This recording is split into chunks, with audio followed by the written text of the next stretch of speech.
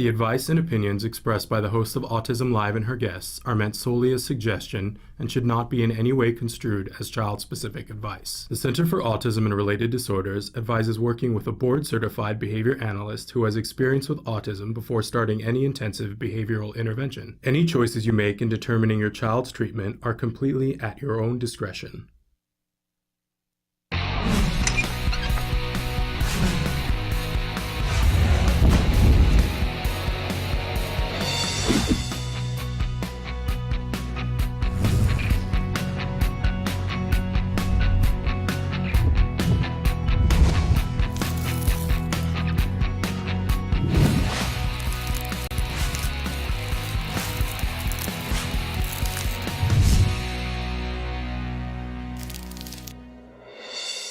Good morning and welcome to Autism Live. I'm Shannon Penrod and we're webcasting to you live from the Center for Autism and Related Disorders headquarters in Tarzana, California.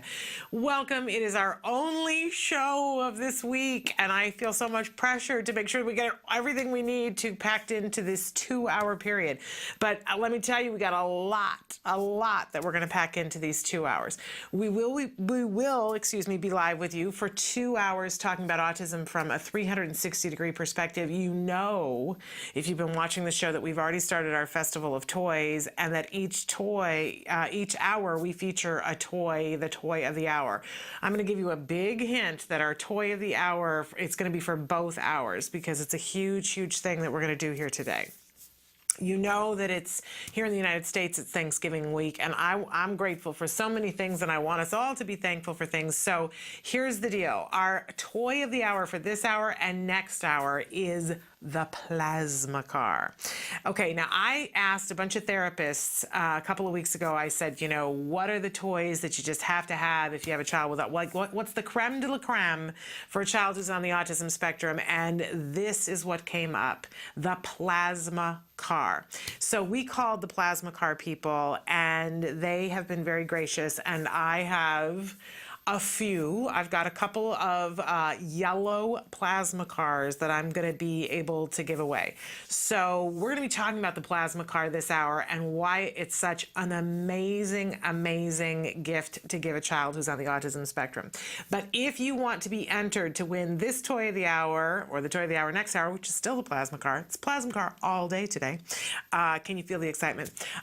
Or if you want to win another toy of the hour, make sure that you are first signed up for our newsletter, and then you need to email me at s.penrod@autism-live.com.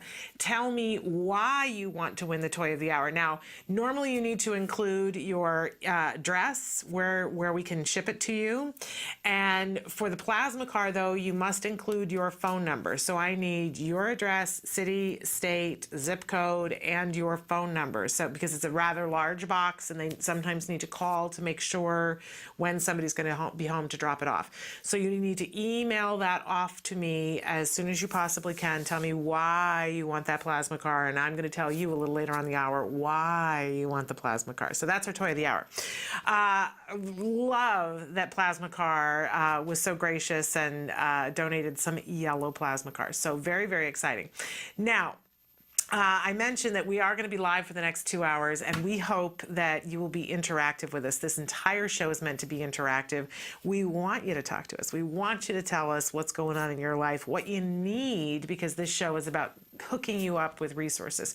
So Kelby's going to show you some of the different ways that you can get in touch with us here, some of the different ways that you can be watching the show. I will remind you that our homepage is autism-live.com. It's on that homepage that you'll find the link to the newsletter. It's up in the corner. It says join our email list up on the whiteboard above the screen. But you can also click on the triangle that's on the screen to be watching the live show, or you can click on the blog and see the amazing recipes that we have going on there, or find the meditation for stressed out parents. That's all on the blog too.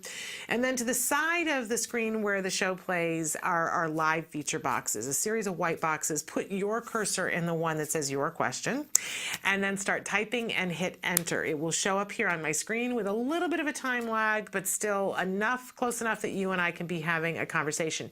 You guys did write in over the weekend. We've got a couple of different things that we are going to address, some that you've written in for our doc doctors, both our doctors that deal with behavior and our doctors who deal with medicine, and our one doctor who deals with both, right?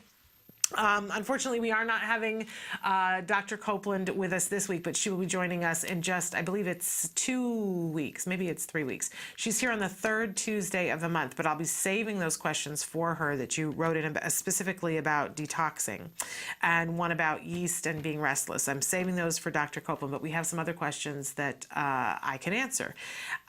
So we hope that you'll write in, give us your thoughts, your feelings, your concerns, and do that with us. Okay, now at the start of the show, I like to remind you of a couple of things. One, that we have a lot of wonderful guests and experts that come on the show with us, and we've got some amazing people that are going to be with us a little bit later on in the show. But I always like to start out the show by reminding you that I am not one of the experts that you'll see on the show. I'm a mom, I'm a former teacher, and I have a child who is on the autism spectrum. I can't say child much longer. He's 11 and a half almost. So I have a young man for a son who is on the autism spectrum. It's my great privilege in life to be his mom. And he is doing so remarkably well because we stumbled across information that helped us to get the right treatment at the right time from the right people. And that has made all the difference, my friends. That has made all the difference. And I made a solemn promise that I would first do everything that I could do to help my child, and then I would turn around and see who else could I help on this journey, because people helped us. That's how we got what we got.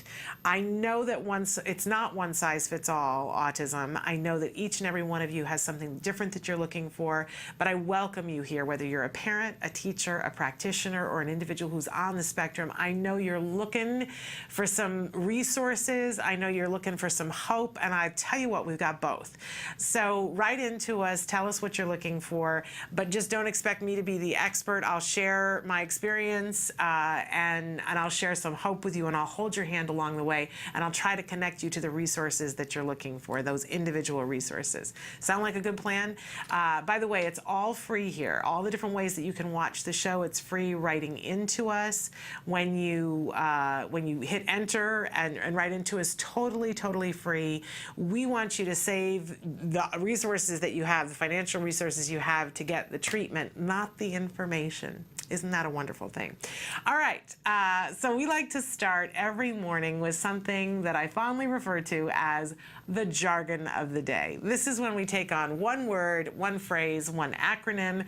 We try to make sense of it in our own lives. First, we'll give you an actual definition, and then we give you a somewhat watered-down definition that hopefully helps you to understand what this means for you in your life today. I think that that's what's important. So, our jargon term for the day is deprivation. I know that seems weird. Here we are at a week of Thanksgiving where everybody is thinking about gluttony, and we're going to talk about deprivation. And this is one of those words that is sometimes very confusing because we've heard the term deprivation before, and I don't know about you, but it brings up horrible images for me. I don't want to be deprived of anything, and I certainly don't want to deprive my son of anything. That sounds terrible, right? So how is this a tool that helps us to get to the good stuff? Because that's what we're always trying to do.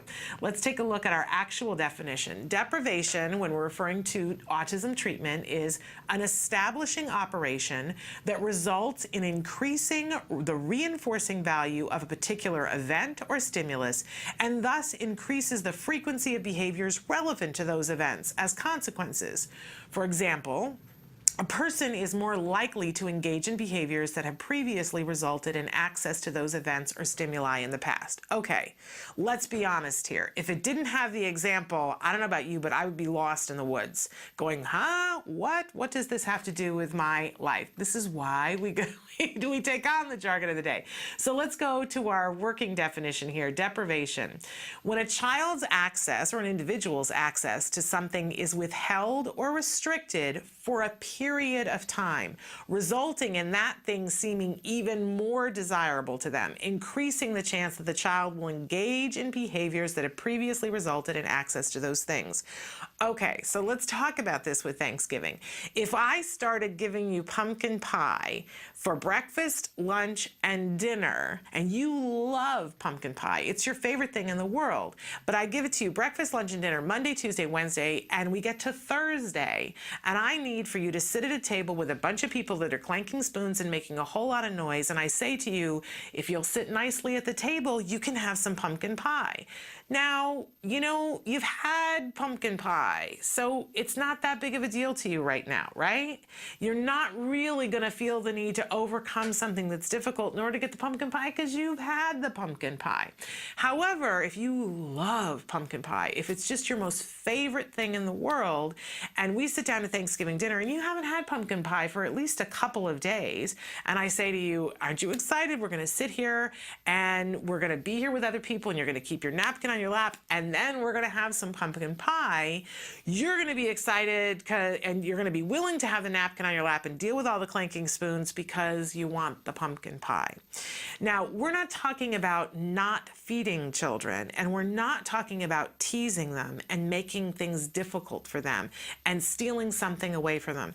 We're talking about being clever and placing things within their realm with a mindfulness. So if I know, like I think back to when my son was little, he loved this one Buzz Lightyear doll. He was a see-through Buzz Lightyear, and he spoke and he did all these really cool things, and he loved that doll, and I wanted him to be able to play with that doll.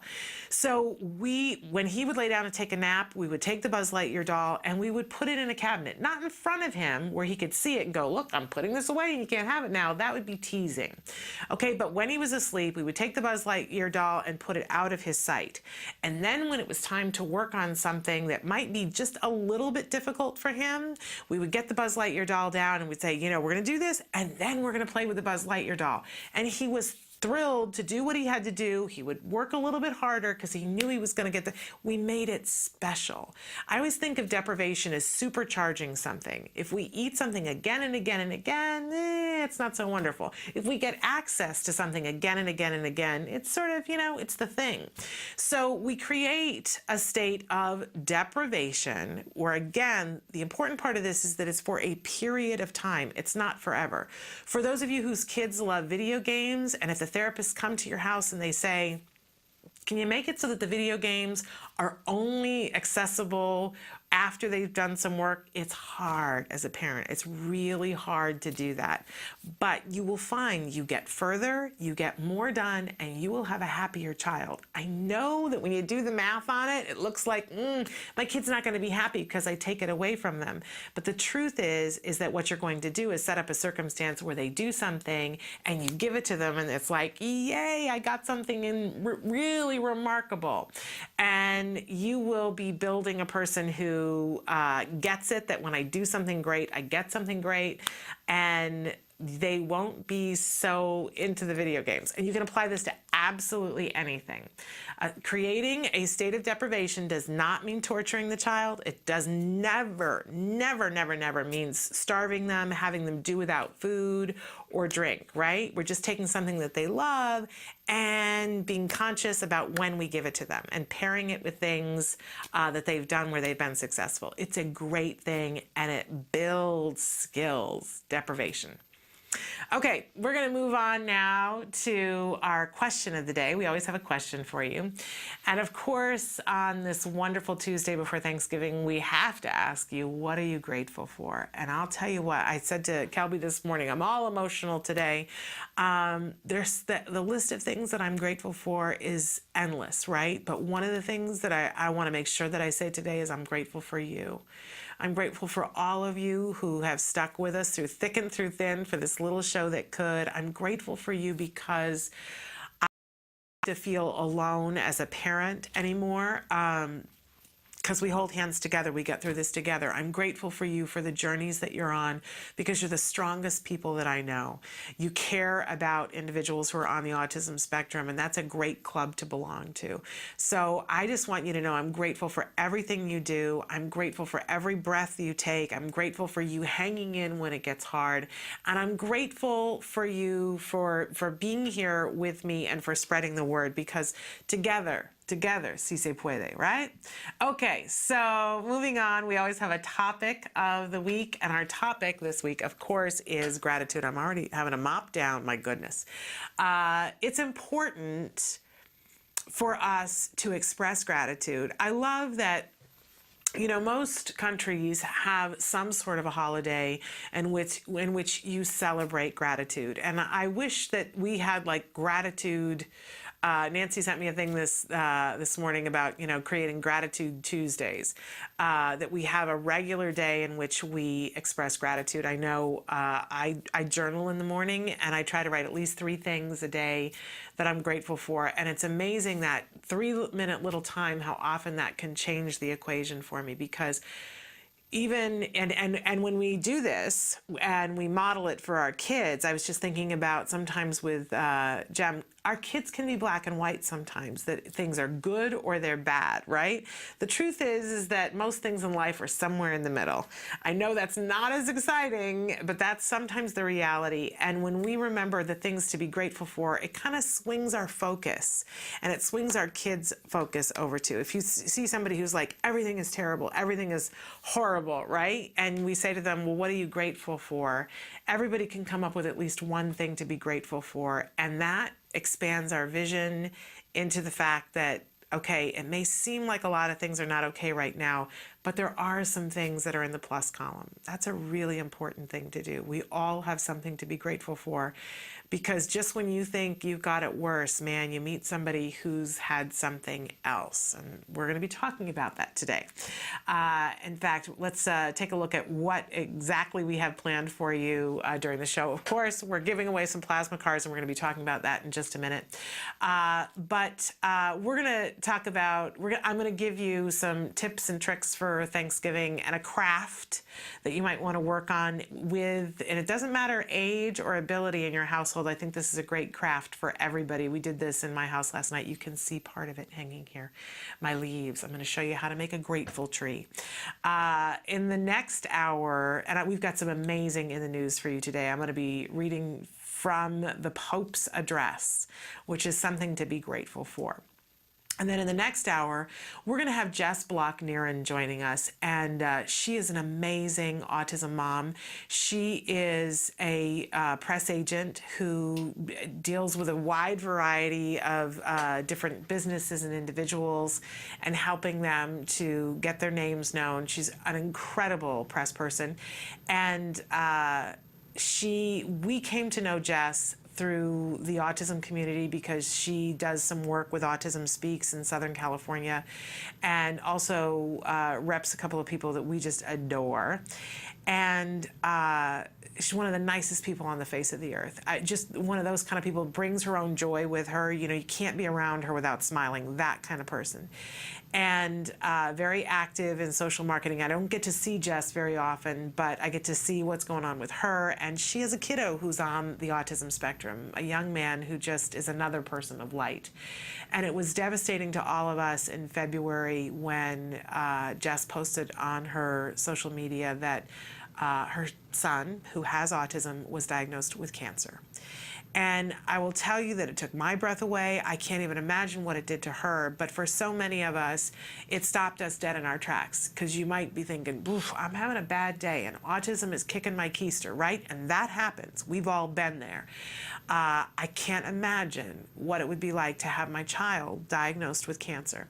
Well, Jess is here today, I believe for the first time, speaking out about the journey that they've been on, what it's been like going through chemo, shedding some light on that, and telling us how they are today. And I will tell you ahead of time, there's a very happy ending to this story. So wonderful. I had asked her a couple of months ago, Jess, when can we get you in to be on the show? And we decided that this show would be the perfect show since we're in Thanksgiving week. And she's got a lot to be grateful for. And we're grateful with her. And then we're also going to do an update on the Orange County Autism Speaks Walk. Thrilled to have Jennifer Jones back with us. This is coming up faster than I can even think about it. We'll be talking about what kinds of things will be going on at the Orange County Walk and why you might want to be there. I know we're going to be there. So that's a very exciting thing. We also have an update for you on Autism Act of Love Challenge, and we're going to show you an Autism Act of Love Challenge that is going to blow your doors off. You're just not even going to believe it. It's one of those things. You just go, my goodness, this is exciting. So all of that and ever so much more, including in the news and answering some of your questions. But stick with us. We'll be right back after these messages.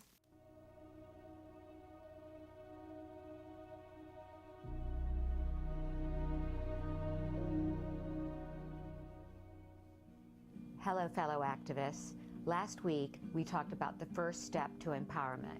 Accept and embrace this challenge. Sometimes you have people that support you in your denial. Maybe it's your husband, maybe it's your mother. When I expressed my concern to my pediatrician about Wyatt losing language around the age of 2, his response, maybe he's a late talker, he's a boy. Let's wait and see. But what about the temper tantrums? What about the fact that he put his head through the kitchen window? What about the bite marks and scratches all over my arms and chest? He said he's probably just frustrated that he can't express himself. Let's wait and see.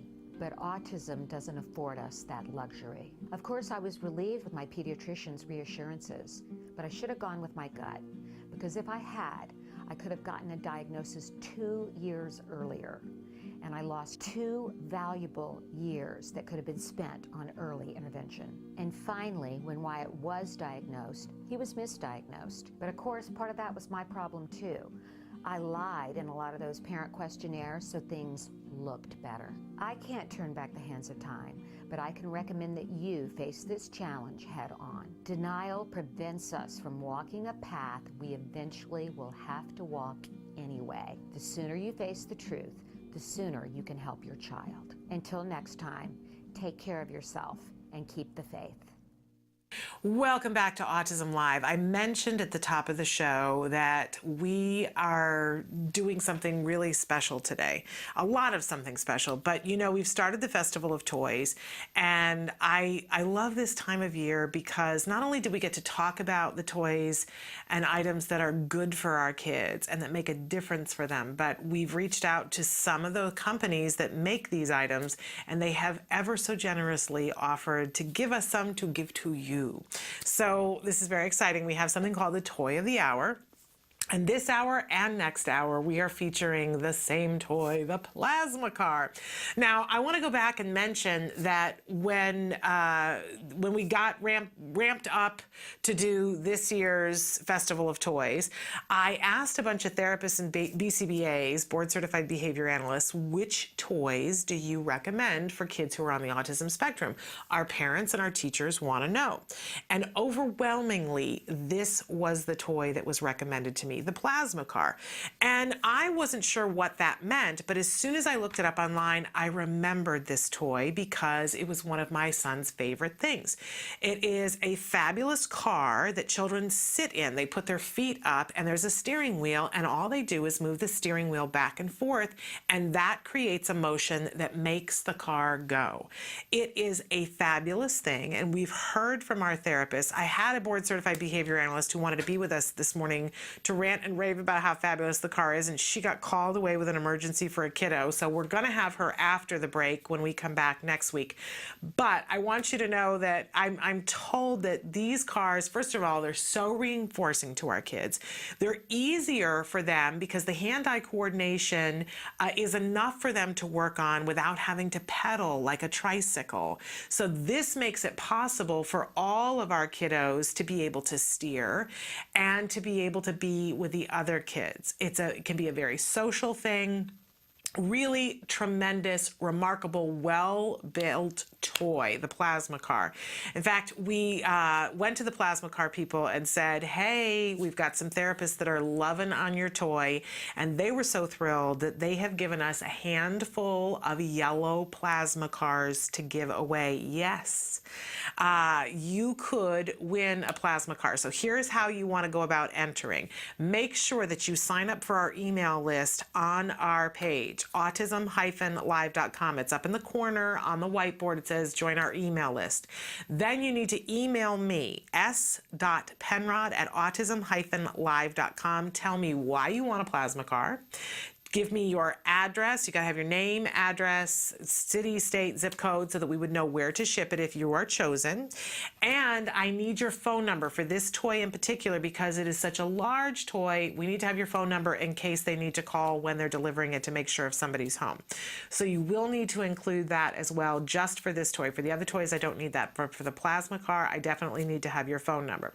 Okay, we have a video that we want to show you of how amazing this toy is. So take a look. This is the PlasmaCar.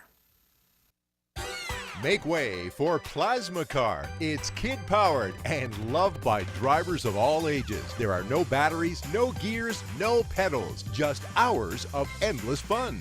The patented safety seat puts riders in a safe, comfortable position and minimizes tipping. PlasmaCar can hold up to 220 pounds, so parents and grandparents can ride too. For younger kids, it's great for indoor play. They can turn and navigate PlasmaCar in small spaces with ease. Take PlasmaCar outdoors, and it's perfect for riding around the neighborhood, on sidewalks, and on other safe, smooth, flat surfaces. Even though the original red PlasmaCar remains the most popular, you can visit the PlasmaCar website to pick your favorite color. Look for the yellow cap in the center of the steering wheel and the Oppenheim seal of approval to make sure you are buying the original PlasmaCar.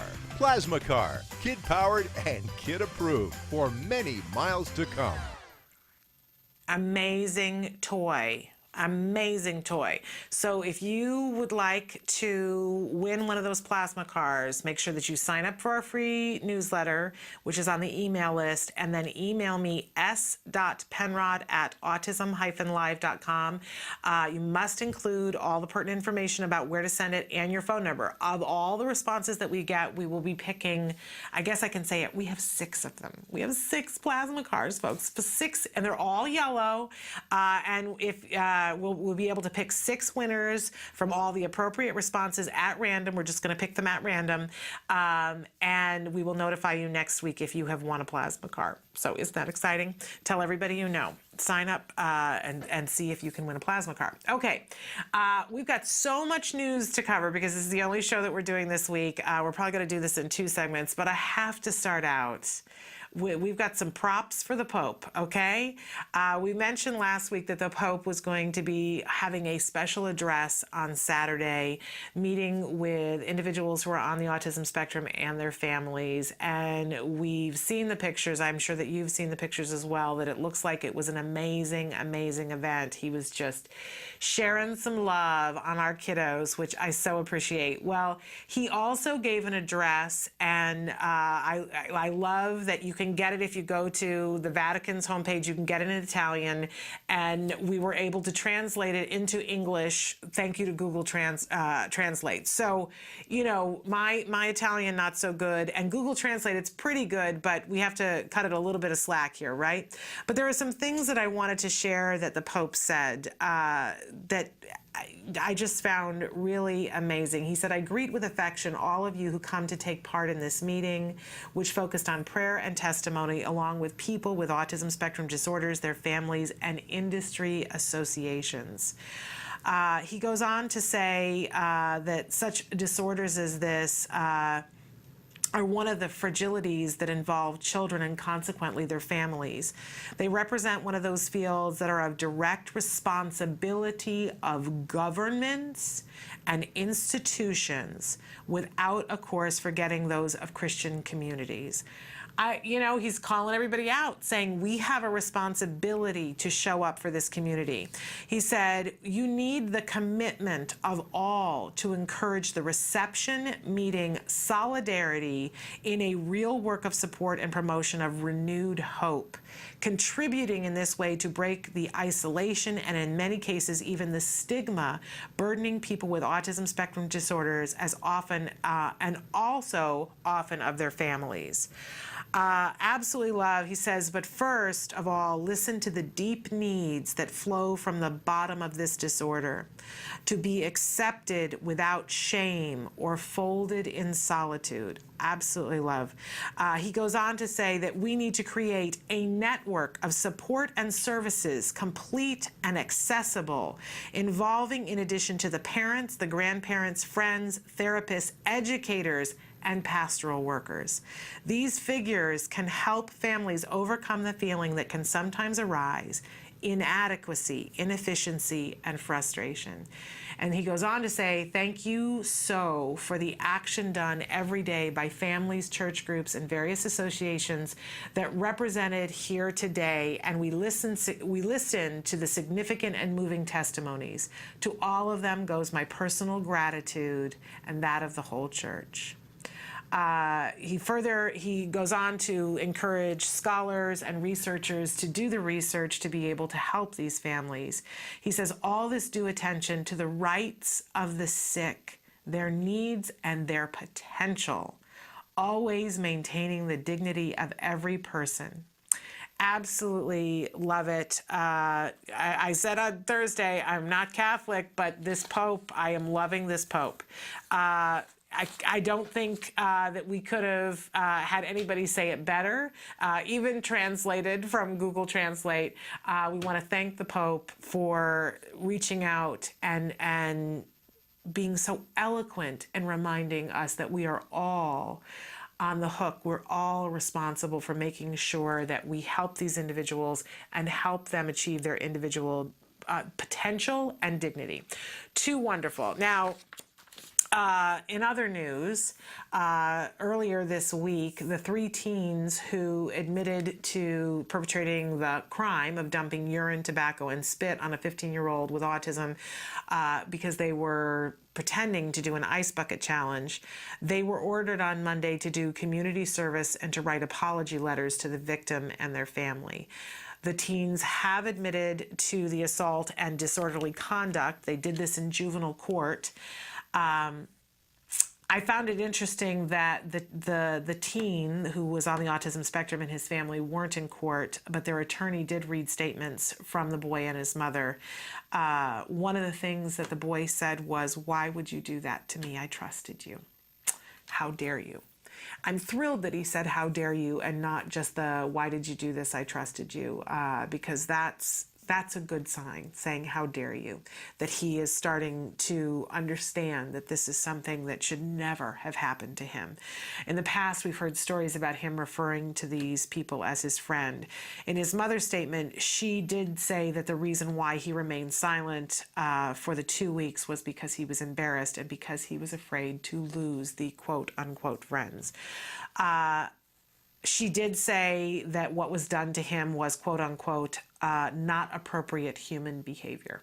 And I think we would all agree with that, including, I understand, the teens and their parents. The 3 teens were represented by different attorneys who all spoke, and each one of them said that they are all very sorry for what they did, that they now have a deep understanding of how wrong that it was, and that they are all very willing to work with individuals who are on the autism spectrum as part of their community service.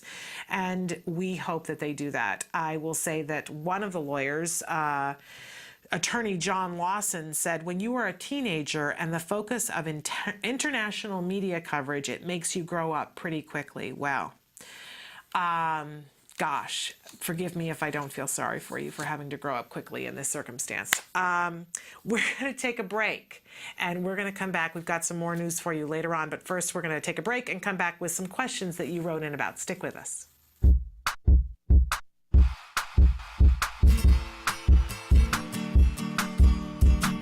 Hi guys, welcome back to Smarty. This month we're going to be making a placemat prompter.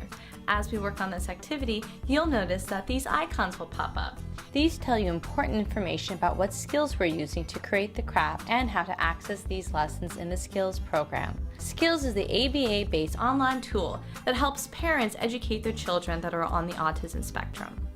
And if you are a Skills user, this will help you get the most out of this educational experience. Well, let's get started. The materials you'll be needing are the template from our Facebook page at facebook.com/autism-live and your dishware. This activity is going to help your child be able to set the table on their own. The way we do that is by using this prompt. This template acts as a placemat for the table. So it has all the prompts as to where all the dishes and utensils need to go on the table. And as your child gets better in remembering where everything goes, you can remove prompts to make it more challenging for them And lo and behold, as time goes on, they'll be able to do it independently without any prompts. Well, I hope you enjoy this really super quick and helpful activity. Well, until next time, guys, craft on! To find more about Skills and to access all of the lessons you saw in today's Smarty, visit skillsforautism.com and click on the parent icon. Skills, the online autism solution. Welcome back to Autism Live. We love it when you guys write in on the live feature. You wrote in a lot over the weekend, and this morning you've been writing in. I love that. I'm going to start with a question. My 10-year-old son has ADHD, and although he hasn't been diagnosed with autism, he sometimes exhibits autistic symptoms, such as stimming. We're struggling with compliance. Will he benefit from ABA therapy? There are so many BCBAs out there. Can you recommend a few in the Los Angeles area? And they said, thanks. Lisa. First names only, right? So first of all, I want to say to you that it's not unusual for an individual who has ADHD to exhibit some symptoms that are in line with the autism spectrum.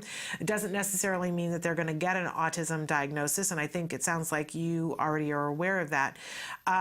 But you're struggling with compliance, and you want to know if he'll benefit from ABA therapy. Yes. And by the way, I would be saying that to you even if your child didn't have ADHD. All of us can benefit, all of us literally can benefit from ABA if it's good quality ABA. I always like to remind people that, remember, ABA was not a science that was invented for autism. It just happens to be effective with autism because it just happens to be effective with all living things. So, because it's a science of making sure that you get rewarded for behaviors that you do that we want to stick around. So, one of my favorite things to talk about on this show is getting compliance and using the rules of ABA to get compliance. One of my favorite people is Hank Moore. And if you've read the book, A Real Boy, Christina Adams wrote this book, and it's over 10 years old now. But Hank is featured in the book because he was somebody who worked with her child. And I've had the opportunity to meet Hank. He's like a rock star to me. And Hank's favorite thing when somebody comes up, and Hank's worked with individuals on the autism spectrum for more than 20 years. And when somebody comes up to him and says, oh, we're having a problem with compliance, he says, how much are you praising? And it seemed, the first time I heard him say, and he's kind of like a Buddha about it, right? And the first time I heard him say this, I was like, what? Why? That's not an appropriate, wow, I'm talking about compliance and you're saying, how much am I praising him? Like, I'm not praising him because he's not being compliant. But, Hank believes, and this is, like the Reader's Digest version of compliance, the more you praise, the more compliance you will get. That didn't make sense to me as a parent in the beginning until I saw it in action. So whenever we talk about compliance, I always like to give you a challenge for you to walk around for the next 24 hours and pick anybody in your life who's being difficult for whatever reason. It might be somebody that you work with. It might be your significant other. It might be your mother-in-law, right? It might be the guests that you have staying in your guest bedroom right now, and they're just really making you crazy. And they're not doing what you need them to do, and they're on you about different things. Compliment them. Find something to compliment them on. Find anything. And if you can't find something, create something, right? That I love the phrase that BCBAs use, catch them doing something good. So if your mother-in-law comes downstairs and she makes coffee and you say to her, oh, you're always so thoughtful. It's just so nice that you come down and make coffee for everybody. And it was something she was going to do anyway because she wanted the coffee. And she probably was going to say to you, oh, you don't get up early enough and make the coffee early enough, right? But compliment her and say, you're just always so thoughtful. And then see what happens. Watch the chain of events that gets fascinating. It's the most wonderful scientific experiment that there is because you change first. When you have to compliment somebody, your body changes. Even if you don't mean it, your body changes, your tone changes, your outlook changes. And watch what it does to them. It's absolutely amazing and it's addictive once you start doing this. So take this now and put this with a child and compliment a child, praise a child, and see if you get more compliance. Often with my son, when I see we're getting off the beaten path with something, I will ask him to do something that I know that he already wanted to do. Like it might be that I hand him my phone and I say, can you do me a favor and look up a game that you and I might be able to play later on while we're stuck in that doctor's office? And he looks at me like, what just happened? Right? But it's something he already would have wanted to do, right? And then I give him a hug and say, you know what, thank you so much. You're so good with my phone and you're so good at looking things up. Mommy really appreciates that. Whatever he had going on shifts into oblivion, and he'll hug me back and he'll go, oh, Mom. And now we're in a track where I'm much more likely to get compliance. And if I keep feeding it, I get more compliance. And there's something that they call behavior momentum, that if we give somebody something easy to do and they do it and we compliment them, and then we give them something that's just ever so slightly a little bit harder and they do it and we compliment them more, and then we ask them to do something that's a little bit harder and we compliment them, they do more, and then suddenly we ask them to do something hard and they do it and they go, look, I did it. And everybody celebrates. It's amazing. It's a much better way to live. I love to nag. I'm the queen of the nag. Why don't you do this? Well, I don't know why you do it. And I still do it. I still, even though I know this information, I still do it. But when I remember not to do it, we all have a happier life. So that's what ABA teaches us. And you can do this on your own. And there are compliance training things. You can go to IBT, which is the Institute for Behavioral Training. It's ibehavioraltraining.com. And I think it's $7.50, and you can pay for a video that teaches you the finer points of what I've just talked about with compliance, so that you can start compliance training with an individual who's on the autism spectrum. You can absolutely do that, and you can share it with your significant other, you can share it with your mother-in-law, you can share it with your babysitter, right? It's great. It's absolutely wonderful. And I guarantee you that that will shift things already. But if you have the ability to work with a BCBA and you're asking for a BCBA to really get it going and get it started, I'm telling you, you'll find more things to work on and go, isn't this wonderful? So you asked for BCBAs here in the Los Angeles area, and the thing about Los Angeles is that we're full of BCBAs. There are just, you stumble on them on every street corner. You walk into Starbucks, you're going to trip over 3 of them, right? You can go to bacb.com and find lists of all of them. It's amazing. But I will tell you that my son was treated by CARD, so of course I'm going to tell you that the CARD BCBAs are fabulous. I'm sure that there are other fabulous BCBAs out there, but if you want my opinion, call CARD. And you can do that. You can call their 800 number that's on their website, centerforautism.com. Get an appointment going. They'll also tell you what your insurance will cover, and it's a happy, happy, glorious thing. But do me a favor and let me know what you decide to do and how it works out, because I love to check back with people and hear what happens. So good luck, but remember, praise. You know the song, I always talk about this, the song that I always remembered when Jem was little, this Fatboy Slim song, Praise Him. That's the song I sing. Whenever I don't have compliance, I remind myself, oh, I have to praise him. I'm telling you, you'll feel better, they'll feel better, you'll have a closer relationship with your child, and they will be compliant in all the ways that you want them to be compliant, but not compliant of just doing it because you're standing over them yelling at them to do it. Because you know what happens when you do that. The minute you leave, they're going to do what they wanted to do. That's not the compliant we want. And we don't want the compliant will to do whatever a stranger asks them to do either, right? I don't want that kind of compliant child. So ABA, using the good principles, praise your child, you get the good kind of compliance. All right, we're going to take a break and we're going to come back with another question. Stick with us. What do you think about ABA treatment? ABA is the one that's documented, but I think that's what I think is important with little kids, the intensity. If this kid's 2, 3, and 4 years old, he needs 20 or 30 hours a week of intensive early intervention, working one-to-one with an effective teacher. And an effective teacher knows kind of how just hard to push, because you've got to stretch these kids. If you don't stretch them somewhere, they don't advance. You push them on them too hard, they go into sensory shutdown. The worst thing you could do with an autistic 2-year-old is to do nothing with them and just let them sit there rocking. And when I was very young at 2.5, ABA type things were used on me, but it wasn't called ABA in that day. You know, my teacher would hold up a cup and she'd speak slowly. You got to speak slowly to these kids because there's auditory processing problems. She'd say cup, and then I'd say cup, and the teacher would praise me. You know, that's very similar to ABA. You know, ABA in its original form is a little kids program. The whole idea is you're trying to get language jump started. And I like the more flexible kinds of ABA. You've got different levels of kids. I had ABA type stuff when I was young, but then after I pulled out of it, I didn't have to go through elaborate things of getting ready for school. I still have this habit now today. I lay my clothes out the night before that I'm going to wear, so when I'm sleepy I can just get them on. And then you have other individuals where they've got to do very structured, breaking down the task analysis. This is where, after you get out of the little kids and you get them talking, they kind of diverge into different levels of functioning. And a type of ABA program that'd be suitable for a very severe kid would not be something you'd want to do with a mild Asperger kid, because you're going to bore them to death and make them hate school. Absolutely. Welcome back to Autism Live. We're taking a moment to answer some of the questions that you guys have written in. This morning we had a question. Shannon, what are some treatment and therapies that you did with your son? He looks so good to me. He gives me hope for my son. I know that all kids are different, but what were some of the things that you did with him to get him where he is today? Thanks, and God bless you. You're an amazing mom, and so are you. And thank you for saying that. He is doing wonderfully, and I love the fact that you know that all kids are different. I will be honest that there are some kids that I look at that are further than he is, and I look at them longingly. And I think, what didn't I do, and what could I still do? And I think the better part of that equation is, what can I still do? I think that's the space that we all need to be in.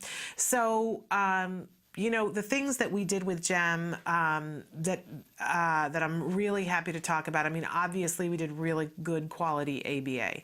And we did that through the Center for Autism and Related Disorders. And I sort of apologetically say that to people, that I don't want it to seem like that's all I can ever talk about, because there's lots of great ABA providers that are around. But I do mention it because I want people to be mindful that all ABA is not the same. And you have to, it's not enough anymore to just get ABA. You have to make sure that you're getting good quality ABA. And there are some hallmarks to that. And I'm happy to talk about that as well. But just a couple of things off the bat. Make sure that your ABA provider is meeting with you on a regular basis, where they get the whole team together, and usually the child or individual is there as well. It gets to a point where maybe it isn't productive for the individual to be there, but in the beginning it's so important that they're running programs in front of the supervisor who is overseeing the design of your program to see if we're getting to maximum progress.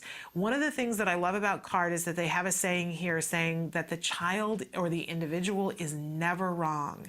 It is never their fault that they're not learning. It is always all of the people who are teaching him. Are we using the right, system to teach this individual? It's not a cookie cutter. Are we using the right stimuli? Do we have the right things to help this child learn it? Are we using that stimuli in the right way?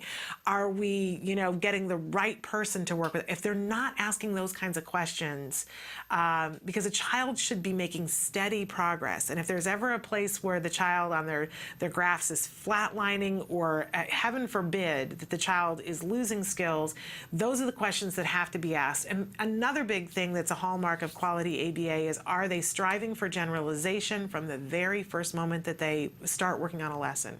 So if they're going to teach the child colors, is there a plan to generalize this skill before they open their mouth to teach colors? This is the hallmark of good teaching, and it's the hallmark of good ABA. I always say to people, if you're already working with an ABA provider, go in, and when they start talking about a lesson that they're working on with your child, or they're going to work, say, what's our plan for generalization? There shouldn't be a pause. The person should say, well, here's how we're going to generalize it, and it should be clear that they've already thought that out. If there is a pause, this is red flag city. This is time to really seriously reevaluate, because I know too many parents now who have wasted 6 months, a year, 2 years, 3 years, and time and money and co-pays working with people who aren't planning for generalization. I can't even believe that. It takes my breath away, but it's the truth, and you have to be prepared as a consumer. So make sure you're getting the best quality ABA.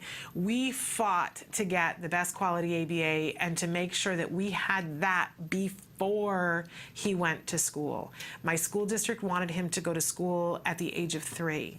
They wanted him to be in a classroom where kids were in helmets banging their heads against the wall. We fought to have our 40-hour program in our home when he was 3. And when I tell you that that made all the difference, I'm not kidding. I mean, it made all the difference in terms of my child's progress. It made all the difference in terms of our family being in financial ruin. just keeping it real.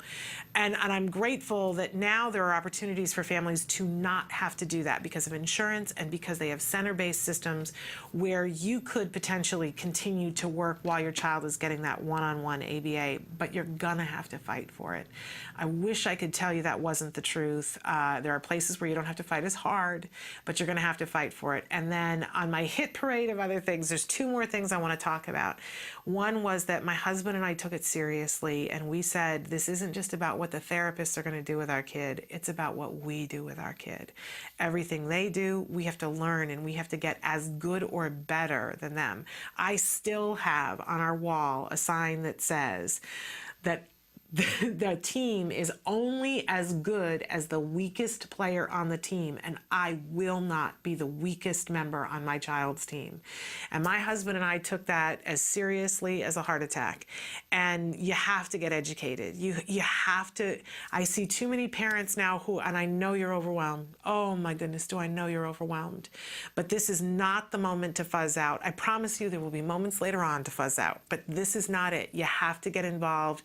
You have to learn it. And then the last thing, which is I think as important as anything else, I always say that we got our child back because of quality ABA therapy, but we got him started in ABA at the right place because we got him healthy. Now that means something different for every single child, but for my son, first it meant being GFCF, then it meant doing a whole lot of other things on top of that we had to eliminate so many things from his diet for a period of time. Most of those things we've been able to successfully put back in, not the GF and the CF though, those are still gone. But we got him healthy over time. We got him on a very clean, organic diet. He does not eat sugar. I know that's not what you want to hear, but he doesn't. And that's been a big thing because he's very yeast affected. That's not all of our kids, by the way, but you wanted to know with my child, but he does not eat sugar and he does not eat artificial colors or flavors. I just flipped out at a pharmacist on Sunday because he was mixing up an antibiotic and I thought it was just going to be a pill and it had artificial colors and flavors, and I said there is not a possibility that I'm putting that into my sick child. And everybody looked at me like I was from Mars, and I thought, welcome to Mars. I'm here, I'm loving it, and the weather is great in Mars. But that's sort of the Reader's Digest combo of what we did. And we continue to work on all of those things, and we continue to get progress. And in a minute, I'm going to show you some of the things that my son wrote so that you'll see how grateful I am. So stick with us. We're going to be back with a craft that you can do this Thanksgiving with your kids and family and any guests that you have coming to the house. It's really, really fun. Stick with us. What is autism? What is autism? What is autism? What is autism? What is autism? What is autism? I've been asking myself that for a very, very long time. Let me think about that one. Trying to just Jeez. Let me think. Oh man, that's a rough one. Yes. Autism. Autism is a neurological disorder that affects many of our kids in different ways. It's a learning disability that affects the cognitive functions of the brain. A lot of people have the misconception that it's a disability, and it's really not. I look at it as like a special gift. When one person thinks differently from another. It's an opportunity for everyone to learn to understand someone that's a little different than them. Autism is the ability to educate. They're given so much talent in different areas. To me, autism means a chance to be with and be around people you really care about. Autism is beautiful. It's a way of seeing the world differently. It's always unique, totally intelligent, and sometimes mysterious. Happiness that comes out of my son's hard work. It's a movement. Unpredictable. Abstract. Awesome. Love. The field I want to work in. Laughter, fun, joy. Autism is beautiful to me. I want you to remember these three words. There is hope.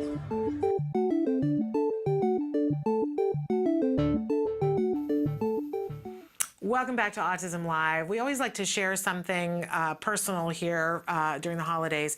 So I brought my Thanksgiving tree with me. This is a great craft that you can do. Makes a great centerpiece.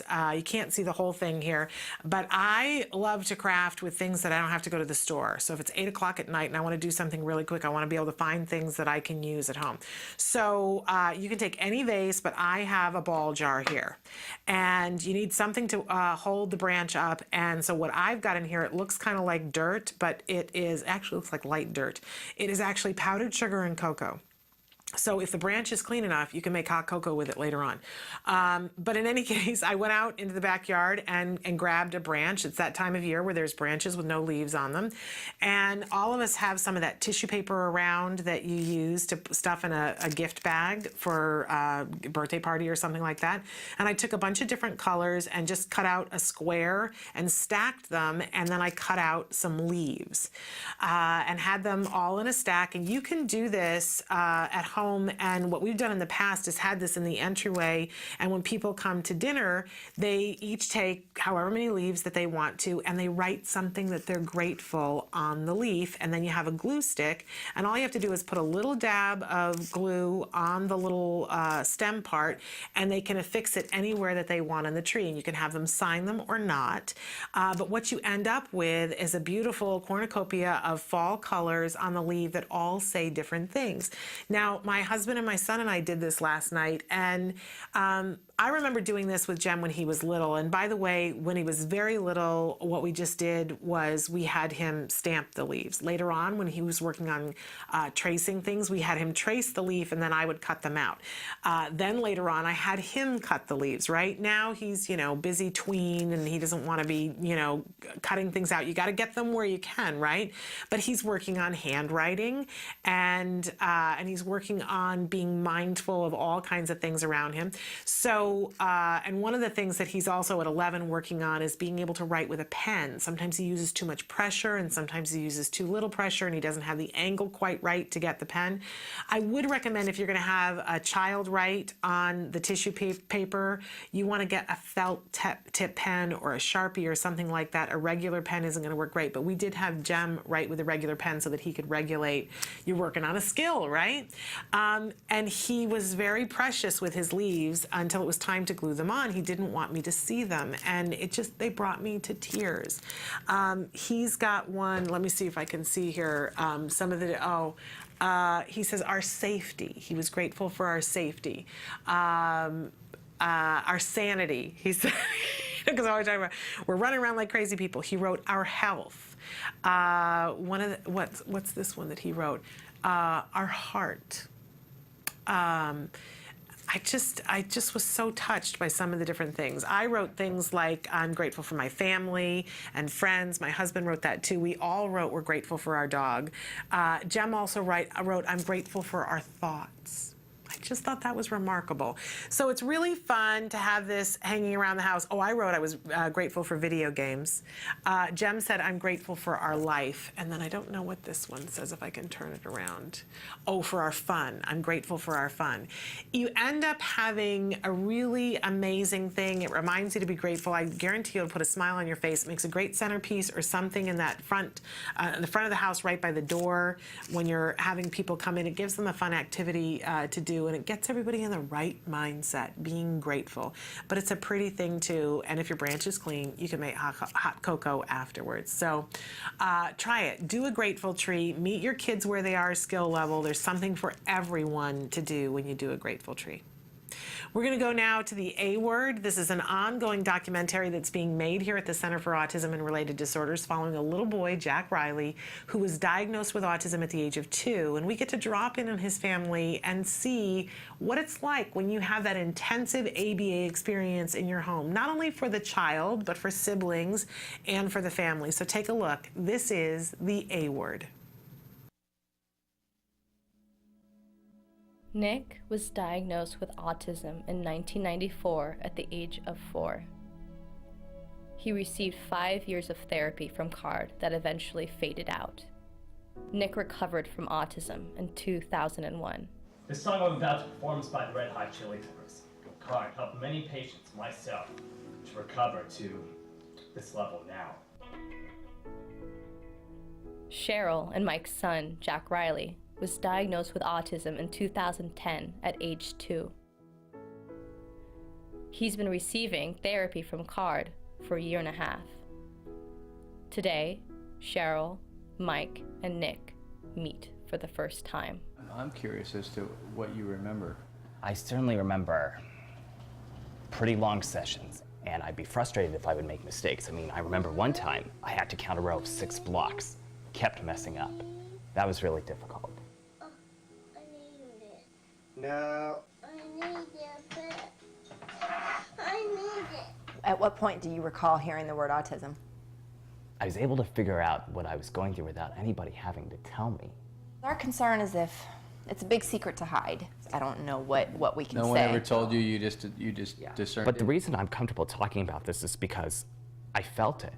In therapy, I certainly began questioning why people reacted as they did based on what I said and did. Particularly because of difficulties I was facing in school. It got to a point where I wanted to understand why it was. I entered while still going through therapy and still showing significant signs of the mental condition. Even after I'd improved to a significant extent, there were those who still gave me a hard time for it. Did it hurt your feelings when you were in school, the way that kids... Oh, absolutely, because it was bullying, it was harassment. That scares us.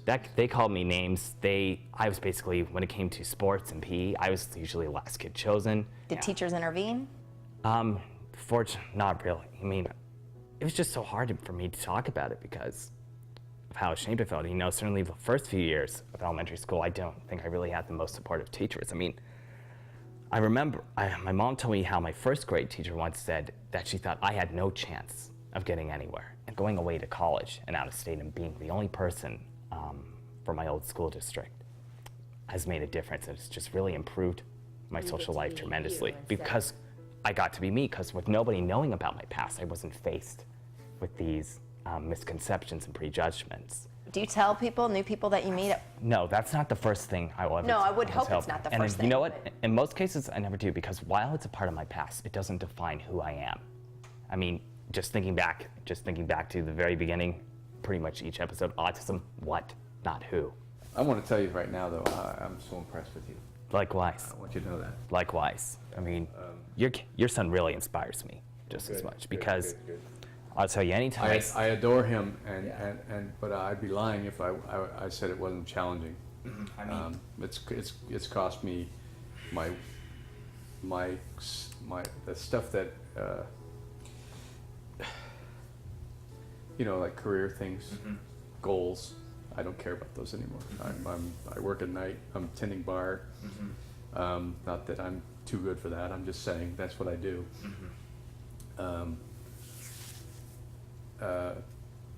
I want him to have a chance. Right. And you inspire me now. Thank you. The feeling goes both ways. The feeling's mutual. Before you leave today, we would like you to meet Jack. I would love to. This is Nick. Hi, Nick. Hey, Jack Riley. All right, should we try this? I'm gonna try to take a picture of all of you. 1, 2, and 3. Jack Riley, you rock. Amazing episode, especially during a Thanksgiving week, an opportunity to see an individual who has gone through this therapy and where they can end up being. Nick is a huge inspiration to so many of us, and lovely to be able to see him sit down and talk with his family about what they may be looking at. And again, we always say, when you've met one person with autism, you've met one person with autism. But I know that I, as a parent, love to hear what's possible.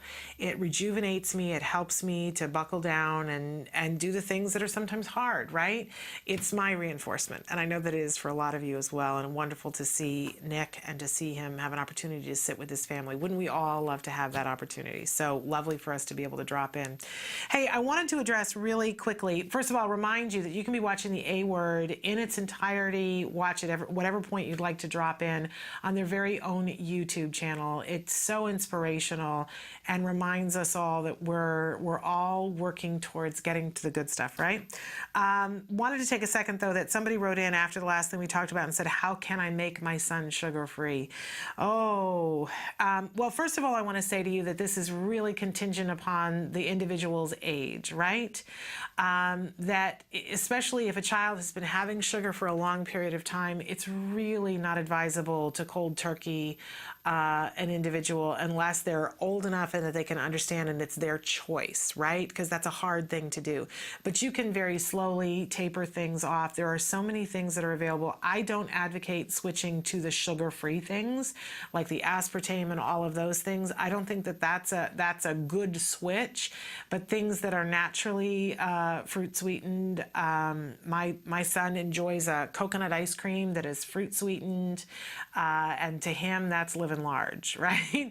But you want to go about these things slowly, really, really slowly. I've got a bunch of recipes that we're going to start putting out in January. For the last 8 months, I've been taking a picture. Anytime I fix something for Jem, like lunch or dinner or breakfast, I take a picture. Breakfast is really boring because it's usually the same thing, but I've been taking a picture of it so that we're going to be able to put all those up because everybody always says to me, what do you feed your kid? I don't understand. But you will find, and I think it's good if you're somebody who likes sugar, try it yourself first. To go off of sugar and see what happens for you, and go off of it slowly, so that, because otherwise you'll find yourself getting into withdrawal. But you will see that fruit tastes better. It just does. When you're not having sugar, fruit tastes a lot better, and that what you consider a treat changes, and it's for the better. Honestly, all of us in the United States need to be on less sugar, and you get to decide whether you want it to be no sugar or not. We're militant about it because we have so much diabetes in our family, and because it's not good for us personally. But you may just want to diminish the sugar and see what happens behaviorally. It can be a fascinating thing and something that for some of our kids, not all of our kids, can be a game changer. All right, we are going to take a break. When I come back, we're going to be joined by two remarkable women. Nancy Alspaugh-Jackson is joining us on a Tuesday because we're not here tomorrow.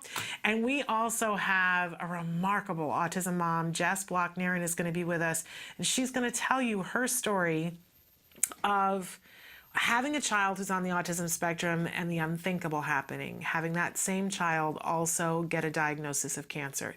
Takes my breath away. But we're going to hear from Jess about how she has been walking this path, and I guarantee you're gonna love hearing from her. She's got a happy ending that she's going to share with us as well. I don't want to leave you in a place of not knowing. Happy ending here. But also want to remind you during this hour that our toy of the hour is again the PlasmaCar. This is an amazing toy for our kids on the autism spectrum. It's great because they put their feet up, so they're not having to worry about what their feet are doing. They're just focusing on the hand-eye coordination of steering. They're moving the steering wheel back and forth. They can be social with the other kids. They get to do all of the things that you would do on a tricycle, but it's a lot easier for our kids, and they can get all that other play in as well. We love the people at PlasmaCar. They have given us a total of six yellow PlasmaCars that we are going to be giving away. If you would like to be entered to win one of them, you must first sign up to be on our newsletter list. And if you have your mother-in-law sign up for you, you can enter multiple times, but each person must be on our email list. Then you must email me at s.penrod@autism-live.com. And can I say how much I'm loving getting the letters from all of you? So email me, tell me why you want to win the PlasmaCar, who you want to win it for. Make sure you give me your name, your address, include city, state, zip code, all of that. And for the PlasmaCar only, you must include your phone number. It is a large package. They need to deliver it to your door, and sometimes they have to coordinate with you to make that happen. So make sure you email me all of that. Of all of our correct entries, we will choose 6 winners at random. You could win a PlasmaCar. Kelby, can we show them the PlasmaCar video again? I want them to see it again. It's amazing. Check this out. This is the PlasmaCar. Make way for PlasmaCar. It's kid-powered and loved by drivers of all ages. There are no batteries, no gears, no pedals, just hours of endless fun. The patented safety seat puts riders in a safe, comfortable position and minimizes tipping. PlasmaCar can hold up to 220 pounds, so parents and grandparents can ride too. For younger kids, it's great for indoor play. They can turn and navigate PlasmaCar in small spaces with ease. Take PlasmaCar outdoors, and it's perfect for riding around the neighborhood, on sidewalks, and on other safe, smooth, flat surfaces. Even though the original red PlasmaCar remains the most popular, you can visit the PlasmaCar website to pick your favorite color. Look for the yellow cap in the center of the steering wheel and the Oppenheim seal of approval to make sure you are buying the original PlasmaCar. PlasmaCar, kid-powered and kid-approved for many miles to come. And now I'm going to draw something with my eyes closed, something that I really love. I'm a terrible artist, so bear with me. Ready? With the help of my little guides.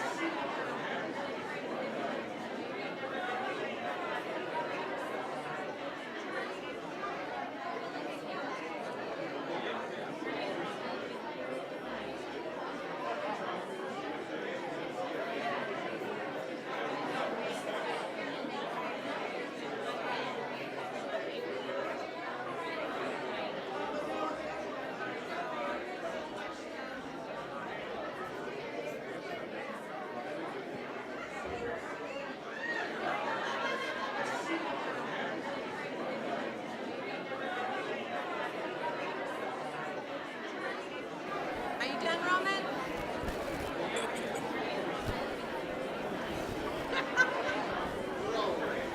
To helpforautism.org.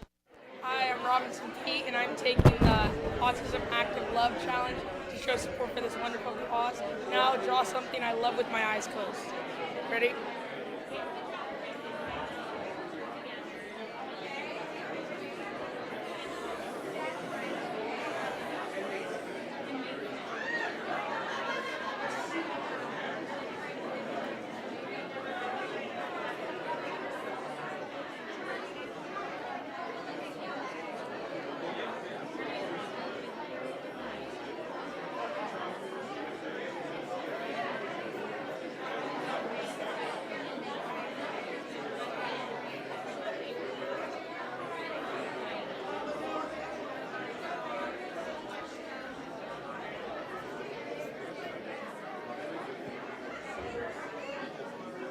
Okay, ready, I'm done.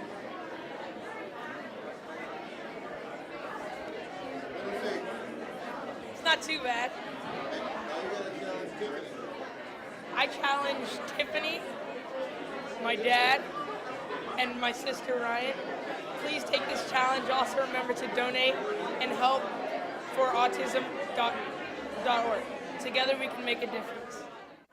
Hi, I'm Ryan, and I'm taking the Autism Active Love Challenge.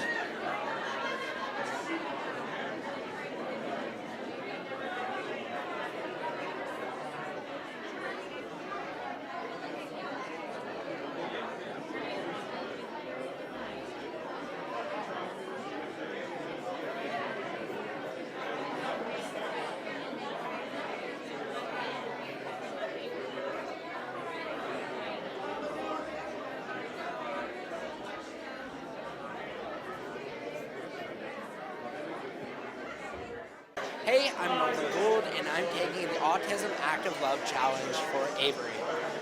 Here goes nothing.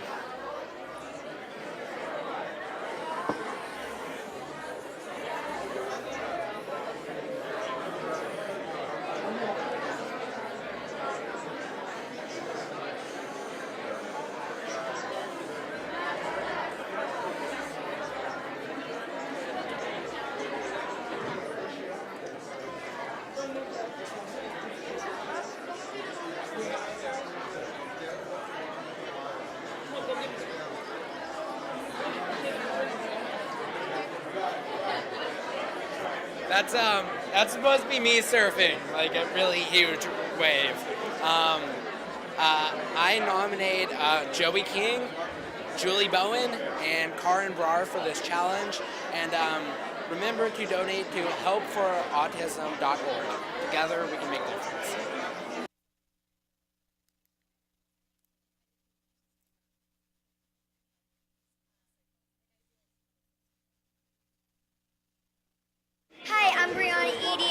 taking the challenge of the Autism Active Love Challenge to show support for my friend Avery.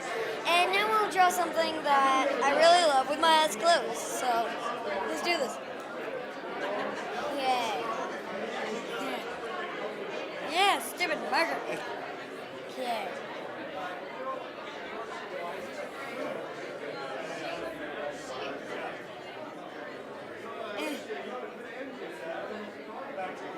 I don't know where I'm drawing this right now. Oh gosh, this probably looks really weird. Okay. Next marker. It's good. This one, I think.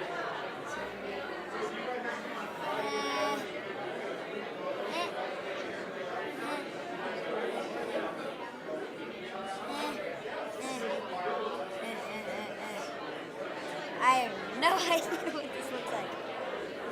And the tail. Yeah!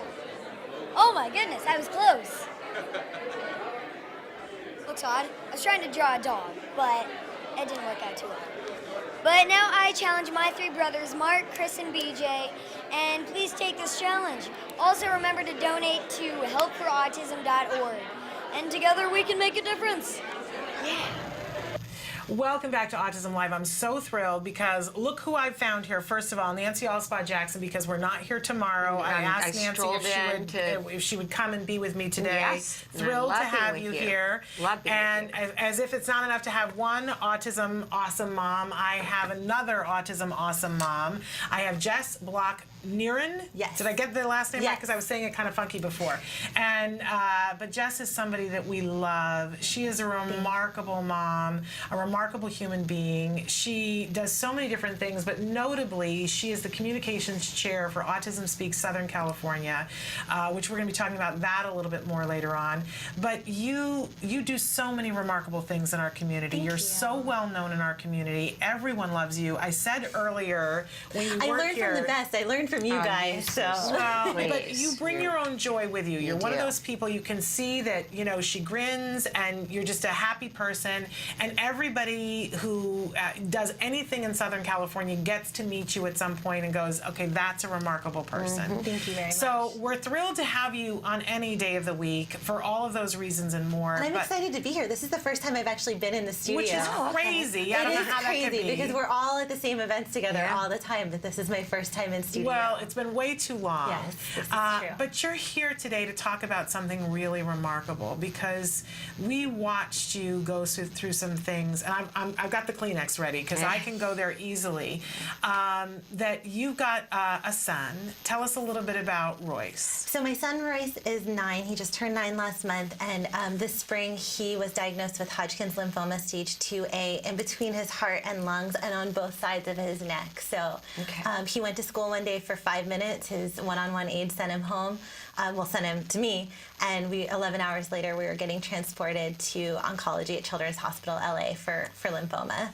Tell us a little bit about Royce. And he was 9 when he was diagnosed. He was 8 when he was diagnosed with cancer. He was 2 1/4 when he was diagnosed with autism. Yes. So, you know, Shannon and I often say, life goes on with autism. Yeah. That means you face the death of a loved one, a parent, you face illnesses in the family, cancer with a spouse, cancer with a child, particularly really a rough road to travel. I mean, we have to face it. What you've been through has been just an extraordinary journey. It was a different year, a different year.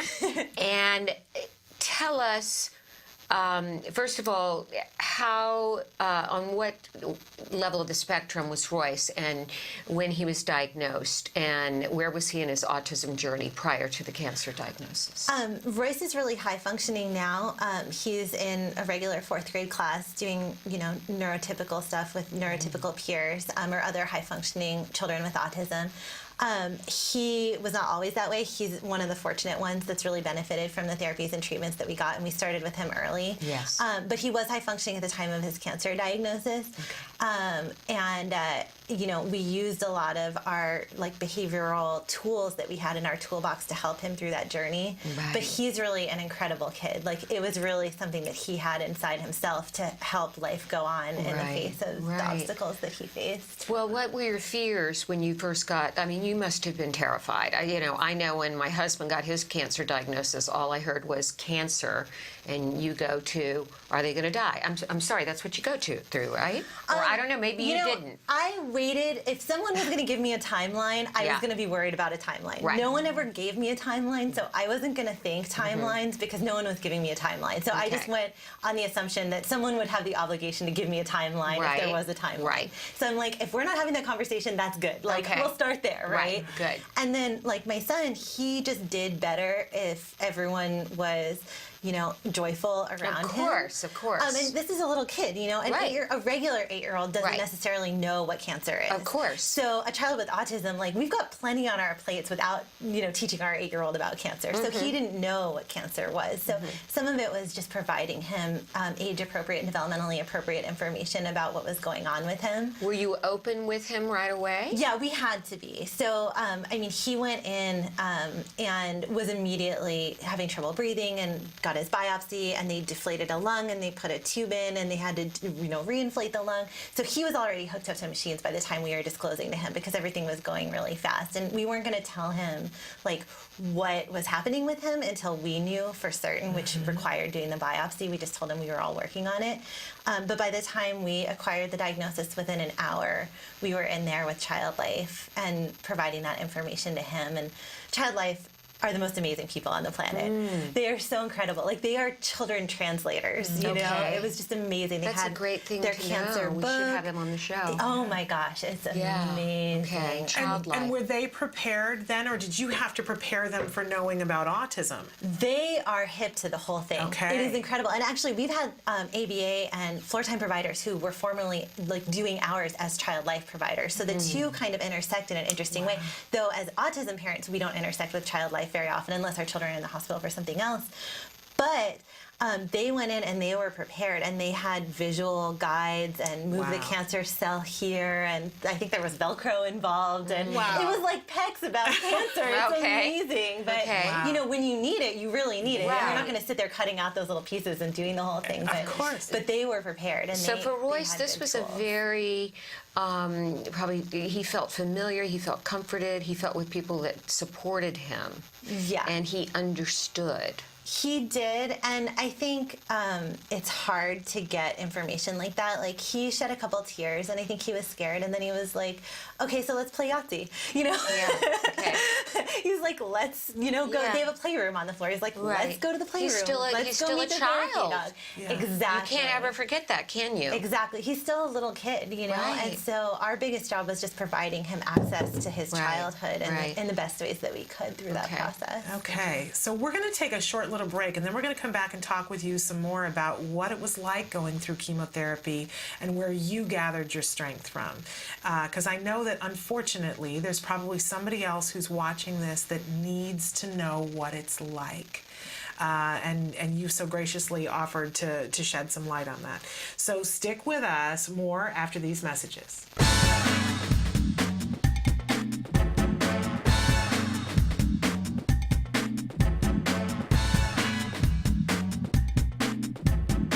Hi, Susie Taylor with Autism Live. We're here at Denim and Diamonds, and we're asking everyone to make sure that they take the Autism Active Love Challenge. Hi, I'm Nolan Gould, and join me in taking the Autism Active Love Challenge. Hi, I'm Holly Robinson-Peete, and please join me in taking the Autism Active Love Challenge. Hi, I'm Sophie Rose. Join me in taking the Autism Active Love Challenge. Hey, I'm Haley Pullis. Join me in taking the Autism Active Love Challenge. I'm Sam Rubin. Please join me in challenging your friends, and I'm challenging you to take the Autism Love Challenge. Hey guys, what's up? I'm Lauren Mayhew, and join me in taking the Act of Love Challenge. Hi, I'm Ray Parker Jr., and I challenge you to take the Autism Active Love Challenge. What's up, guys? I'm Coy Stewart, and please join me in taking the Autism Active Love Challenge. Hi, I'm Daniel Baldwin, and I challenge you to take the Autism Active Love Challenge. I challenge you. Ooh, is Billy ready for the challenge? Oh, he wants to know if you're ready for the challenge. I'm ready for the challenge. Hi, I'm Billy Baldwin. I'm taking the Autism Love Challenge in honor of my nephew Atticus, and now I am going to draw something with my eyes closed for somebody that I love very much.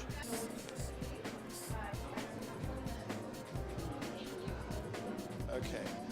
All right, I challenge my brother Alec, my brother Stephen, and President Obama to take the Autism Love Challenge. Also, donate to helpforautism.org. Together, we can make a difference.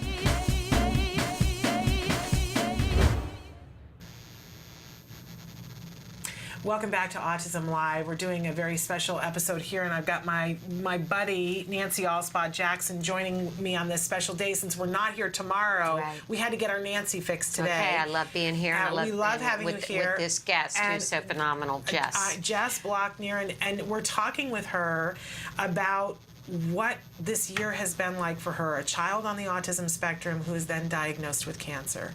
And before we went to break, I said I wanted to talk to you a little bit about where your strength comes from, because when I heard about what you were going through, I was angry. And I felt like a child who'd just been told that certain things don't exist, because I didn't realize it, but in my head I thought, well, you get dealt certain things, but you don't get dealt other things, that autism is some sort of protection against something else. It never occurred to me that any of our kids could have autism and be diagnosed with cancer. It took my breath away. What was it like for you? Were you angry? I wanted to say, excuse me, do-overs. As we were saying during the break, I wanted to file a complaint. I know, when I was reading your Facebook posts and things, I was like, okay, come on, Uncle, didn't she get enough? Yeah. Didn't she get enough? You know, it's amazing though, like when it was me and it was really happening in real time. I mean, sometimes it felt unreal, but I never felt like mad or angry about it. One, I'm surrounded by amazing people. Like I have the inspiration and support of people like you guys, of Autism Speaks, of Fullerton Cares Autism Foundation. There was always someone calling or texting me just going, hey, I just want to tell you that I love you. And our autism community is so strong that it helps us through anything, even unpredictable things that we can't foresee in our future, which is amazing. But I hear what you're saying, because when I've met other parents facing cancer for their children, I felt that feeling. But for some reason, when it was Royce, it was just like anything else. It was just like a bad autism day. It was like, okay, we're going to do this. We're going to get through it. We start here. We work towards here. And that was really, we just took everything one day at a time. And that was what he needed. And I felt like that was my obligation to give that to him. It sounds like you had some great doctors, too, that... Gosh, we had the most amazing doctors. That gave you a lot of hope. Yeah. Let's talk about the treatment and some of the things that Royce had to go through, and how maybe dealing with autism on top of that was a challenge, and how you did that. That's a big question. Oh no, that's a great question, because ABA, it turns out that ABA helps with everything, including chemotherapy, which heaven forbid any of us have to use it for that reason, but it's really helpful. That whole pre-mat contingency, that whole first this, then this, or not this, then not this, that comes in really handy. And our kids speak that language already. They've spent, countless hours learning that language, and when unfortunately they have to receive an infusion, or unfortunately they have to receive an injection, or they have to have something, he had stuff installed in him here and here. That process was actually tremendously helpful to, having that language and having those tools available to us to help him. So we were in treatment on average every other day. I counted, we did 2 ambulance rides, 5 trips to the ER, anywhere between 6,000 and 7,000 miles on the car, and about 50 trips to infusion. And ABA and just that behavioral training, it was something that we were both really able to dial into. So that way, we had a schedule for the day, or we had, what was going to happen next, or what our reward was going to be. Amazing. And you managed to do all of that. Plus, we would watch on Facebook, and he would go back to school whenever he could on any given day to go back to school. That was totally him. The day he got out of the hospital, he was in the hospital for 7.5 days at first, and the day he got out, we got home at 1 in the morning, and 6 a.m. the next day, he's like, I'm ready for school. That was in him. That was just his deal, and his community supported him there, and he felt like that was something that helped him. That routine probably really helped him a lot. Absolutely. That sense of stability. Absolutely. A remarkable kid and a remarkable mom. We have to say that. Thank you. set the bar for him. But everything that I would see in the posts, you know, I would see you talking about his courage and his strength. Where did you get courage and where did you get strength? I think I got it from him. I think we kind of fed off of each other, and we just kind of would set the bar higher for each other. You know, we had silly games. We would make, you know, we would play with his hospital food, and we would make weird faces, and we would do stupid stuff, and we would go on have adventures, and it really just taught me something about, you know, value every day, and now I might start crying. Okay. But every day that you're not in the hospital is a good day. Yeah. You know? Yeah, that's. I mean, is that sort of what the lesson you learn? What can you sum it up? Absolutely. So one is every non-hospital day is an amazing day. That's the only criteria there is for a good day. And the other is, you know, any little bit that we can help, you know, our fellow person and our fellow autism parent or our fellow cancer parent is really such a huge gesture, even if it's a tiny gesture. You know, my son woke up and ate Oreos that you guys sent him, and it was the greatest thing in his life because he couldn't eat for like 30 hours through all the diagnostics, and it was like, it's just a thing of Oreos, but it's not just a thing of Oreos in that moment, you know. We actually have some pictures too of some of the journey that you went through that Kelby can show. We have some pictures of you with some Autism Speaks individuals and some getting support, and we have some pictures whenever you're ready, Kelby, of him in the hospital. We can cycle through. That's okay. Go ahead and put up whatever, and we'll address whatever they are. Yeah. There we go. Okay. So tell us about who that is, Jess. So that's me and Jennifer. Jennifer is going to be someone coming up next on your show. Yes. And that's at the Autism Speaks LA kickoff from last year. So that was about 2 weeks before Royce wound up in the hospital. Okay. And is that Royce? No, that's actually Matt Asner's son. That's Will. Oh, that's Will. And then that's my husband over on the left-hand side. Okay. Wonderful. Great. Yeah.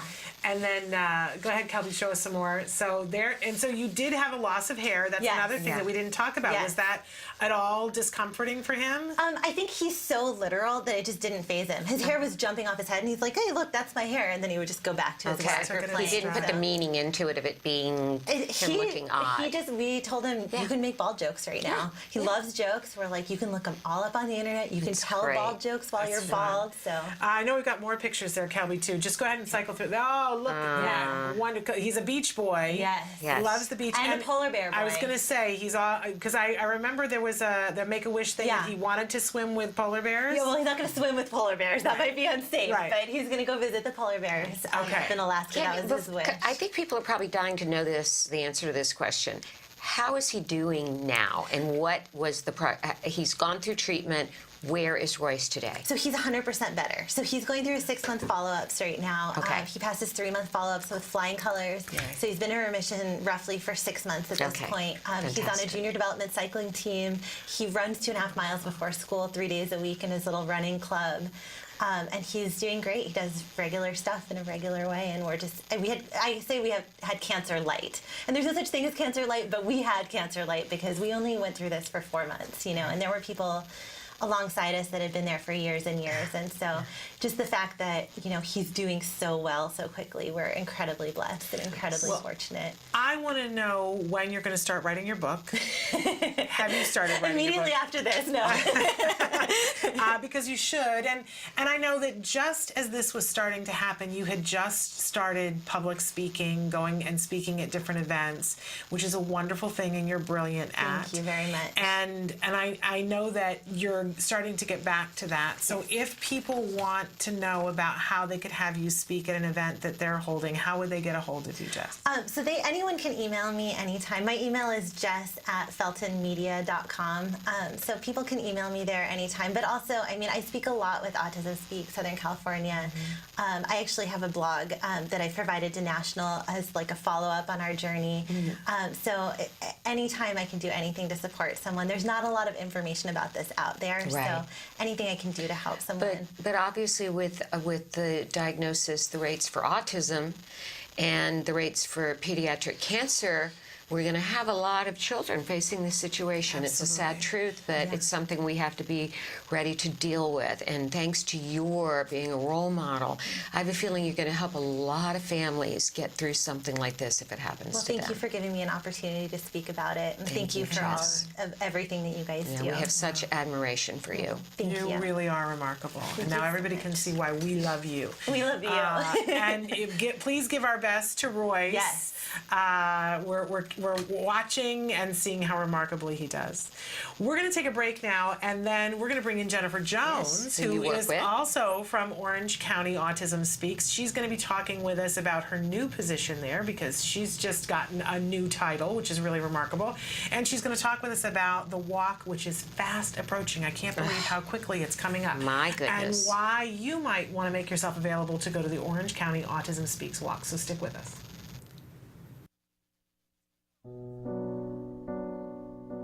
When you find out you're having a boy, you always think like, oh, he's going to play football, he's going to do this and that.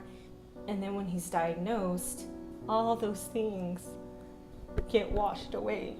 It's like that piece that's always in the back of your mind, you know, where is he, what is he doing, is he safe? We really didn't know what we were dealing with. I wish that they could have directed me a little bit more and provided me some information. I was a young mom. I didn't know what it was like to raise a boy, despite a boy with autism. Hundreds of thousands of families are not getting the help they need for their children with autism all around the country. ACT Today is determined to bridge the gap. These families really have to go through a lot to get a grant. The application process isn't easy. The records, the diagnosis proof, they're really battling for their kids. So when we can give them a grant, it is so wonderful to see that they succeed in getting that help for their children. Our founder, Dr. Doreen Graham-Pichet, is an amazing woman, and she is one of the world's foremost authority on behavior of children with autism. She's extremely knowledgeable, and she oversees every single grant we give. She is part of that process. People may think of autism care and treatment as simply schooling or therapy, but you know, we provide important safety supports, things like fencing, for example. The whole family's living in fear of that child running out into traffic. I recently delivered an iPad to a little boy with some of the apps that are out there for children with autism. Miracles happen. I got the iPad from ACT. From ACT, What did it say? Can you repeat that, Dustin? I got the iPad from ACT.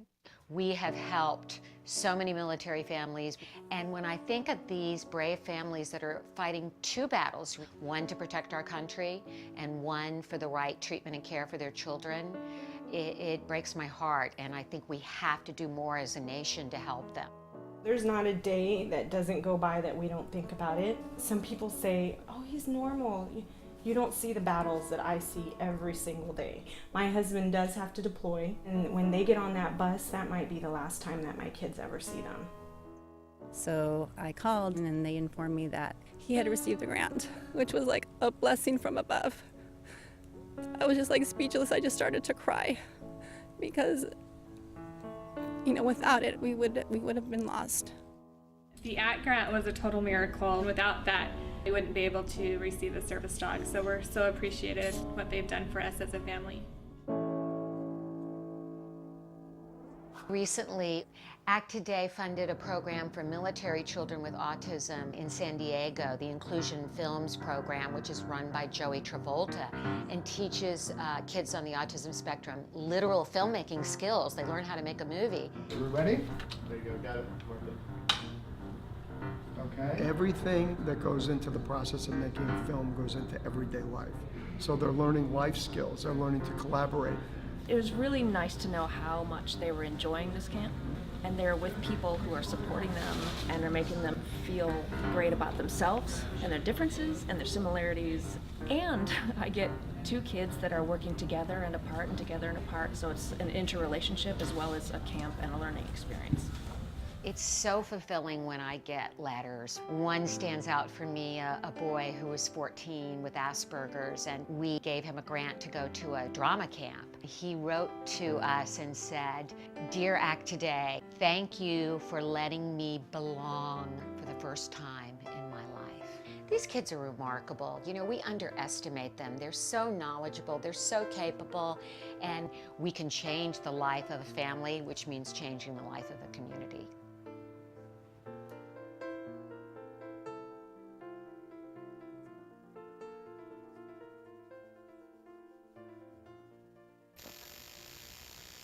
Welcome back to Autism Live. So lucky that on this, our last show before Thanksgiving, we have two remarkable autism moms again. Nancy Alspaugh-Jackson is here with us, and Jennifer Jones is here with us. Hi. And Hi, I'm Jennifer. so thrilled to have you back. We had you about a month and a half ago to preview some things going on with Autism Speaks Southern California. But since that time, you have a new job title that we're very excited and want to congratulate you. Tell us what your new title is. Thank you. I'm very excited too. I've been promoted to director for Southern California, so I do all the field development, including I'm now the director for the Los Angeles walk, which is going to be a big undertaking. So we're going to see some more of you, which is exciting for us. Absolutely. And then I also do all the sporting events, all the awareness events for all of Southern California, and then all the large events. So Light Up the Blues and Ed Asner Poker Tournament, and our 10th anniversary gala is going to be this year. So I'm very excited. I lived in LA for 9 years, so it's kind of full circle LA woman already. Yeah, we're having Act Today's having its 10th anniversary gala this year too. So we'll be, you and I will be like, you should coordinate so that you're not on the same weekend. Yeah, exactly, so we can all get to the definitely. same things. Yeah, but we've got the walk. You've got something coming up very soon. So let's talk about the Orange County Autism Speaks walk, Jennifer. I'm very excited about it. On Sunday, December 7th, is our walk at Angel Stadium. It's our 11th annual walk, so it's a really great thing. We're doing an 80s rock theme. So we have a fantastic band called Flashback Heart Attack. They actually played at the LA walk. You probably remember them. Okay. So we're really trying to make it fun and exciting for our families. We have some amazing sponsors. We have Service Champions came back as presenting sponsor. We have Dell Records that are our visionary sponsor. And the great part about it is each of these companies actually have a connection to autism. So it's become a really great group effort. So really exciting. Sprouts is very involved with us. And this is actually my 10th year doing the walk, either as a team. We're Team Big D, and if anybody wants to come down and be on our, Big D is Big D is my oldest son. He is turning 15 actually right after the walk. And this is your son on the autism spectrum. Yes, he's severely affected with autism. Okay. So and where is he now in terms of school and what he does? He's doing quite well actually. He's been in intervention since 2.5. So he, he was the kid that they said was never going to talk or get potty trained or basically do anything, and he's proven them all wrong. Great. Through 10 years of speech therapy, now he's very bossy and tells me how it is, and it's like be careful what you wish does for. that too. But he just started high school. He goes to Beckman High School, and he's in an autism-specific program, but he's very social. That's wonderful. He's a great kid, and he actually just asked to go to a football game, which I thought would be really cool. So he's definitely wants to be part of the action. He's very lovable. He's huge. He's already 5'7". I'm 5'2", and he outweighs me, by about 20 pounds. But he's a big kid, so he still tries to sit on my lap. Very loving, but knocks the wind out of me and everything. Sounds like my boy and your boy have a lot in common. Yeah, my boy still plops himself on me and thinks that I'm a coat hat rat. You mentioned the team, Big D, and I wanted to talk a little bit for the walk about if people haven't been to a walk before and they don't understand the concept of teams, what do you want to tell them about starting a team or joining a team, and why that's a really beneficial thing to do? I think it's great for two reasons. One, as a parent or just a friend or someone in the community, it really gives you a sense of developing your own community, your own sense of, friends, family, people, coworkers, for the individual that you love.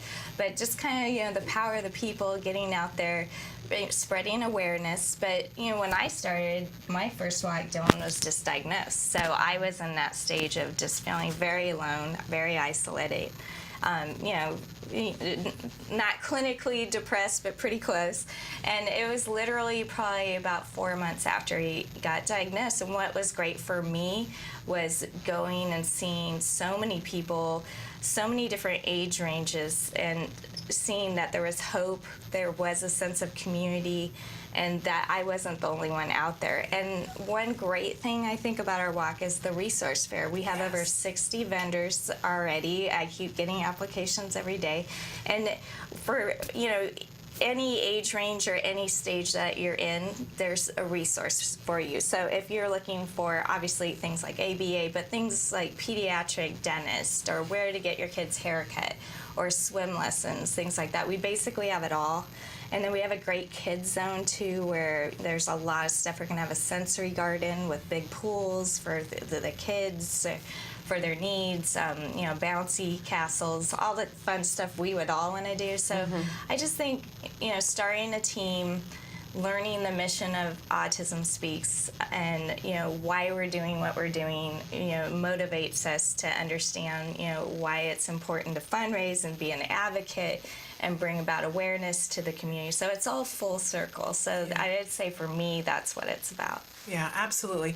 And you know, it's one of those things that in the media a lot, you have people who will criticize Autism Speaks. What would you like people to know about where the money goes that's raised? Oh, at it's the walk? definitely, when you actually look at, you know, the statistics and everything, we are really amazing about the percentage that actually goes back. We're one of the highest rated. Yeah. And we're the largest autism, you know, nonprofit in the world, basically. And the majority of our money that we fundraise for goes back to scientific and biomedical research, which is so important, and advocacy. I mean, we have 37 states now that, you know, have to provide ABA services. We helped with legislation for that. You were really in the forefront of that. Awareness. Right. I mean, basically, that's what I am about for, you know, my son, and getting the word out there. And Autism Speaks has the platform to do that. Absolutely. And then our family services. I mean,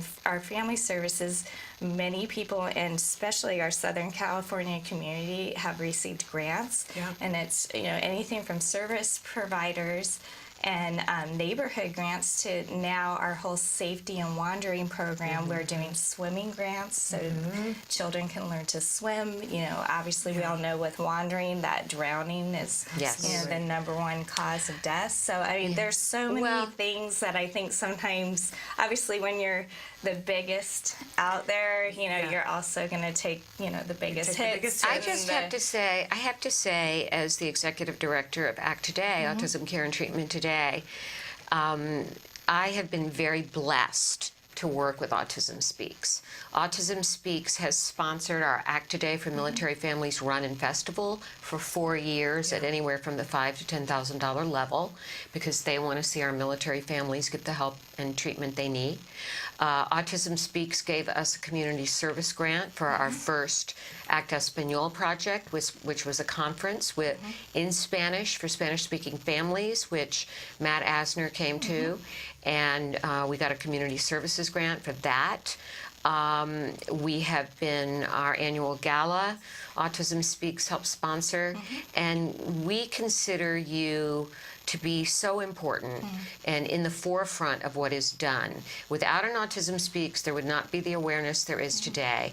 And so I just want to say thank you to Autism Speaks. I don't want to criticize. I want to say thank you. Yes. Thank you. I'm a big believer. I've been, you know, obviously as a parent, I've been in this role and kind of world now for, I would say, 13 years since that, you know, figuring out that Dylan had autism. But I have also been, you know, professionally working either for the school system or another nonprofit, now Autism Speaks, for over 10 years. And I'm, you know, this is not just a job. This is definitely a passion for me. And I truly believe in the mission of Autism Speaks, or honestly, I would not work there. So I agree with you. I think, you know, we do amazing things, and I'm excited about this new role because I'm hoping to push the envelope and just, make Los Angeles the greatest and the biggest, Well, we appreciate resource out all the work that you do and all the work that Autism I'm looking Speaks forward does. to seeing you at events and working alongside as a colleague. So. Now, we're going to take a short break, but then I want to come back and talk about the Band-Aid on your head, because you've got something to share. So stick with us. We'll be right back. Hi, welcome to Camp Discovery, a free-to-play suite of fun, interactive learning games for kids 2 and up, designed by experts in autism. Camp Discovery will open your early learner to a world of new skills, shapes, numbers, colors, locations, emotions, and more. Let's get started. Please choose a level. Objects. First, Camp Discovery's Intelligent Preference Assessment determines your child's preferred reward for choosing correctly. Okay, got it. Let's play. Camp Discovery creates a motivating learning environment for your child by minimizing incorrect responses and maximizing successful ones. Find the shoes. Respond correctly and your child is rewarded with their favorite animations. You did it. Respond incorrectly and our unique prompting system guides your child to the correct answer by making it the largest choice. That's not it. Try again. Way to go. Continue to answer correctly and the size gradually reduces until the child makes the correct choice independently. You win. Success! Rewards motivate learning. Complete a round and your child is rewarded with a fun mini-game. Track your child's progress with easy-to-read graphs. Multiple settings options allow you to customize Camp Discovery to your child's unique needs. All this in one single app, the Camp Discovery app, available for free on iTunes, Google Play, and Amazon Store. Welcome back to Autism Live. I'm here with 2 fabulous autism moms. Nancy Alspaugh-Jackson is here with us, holding down the fort with me because I couldn't go a whole week without her. And Jennifer Jones is here with us. We're so excited to have both of these wonderful autism moms. We were talking with Jennifer in the last segment about the upcoming Orange County Autism Speaks Walk. Make sure you're there. Kelby and I are going to be there. So and I'm going to see if I can talk to Nancy. Date again and where to get more info? Sunday, December 7th, and you can go to Walk Now for autismspeaks.org/Orange County. Okay. So be there or be square. You don't want to be square, right? If you can.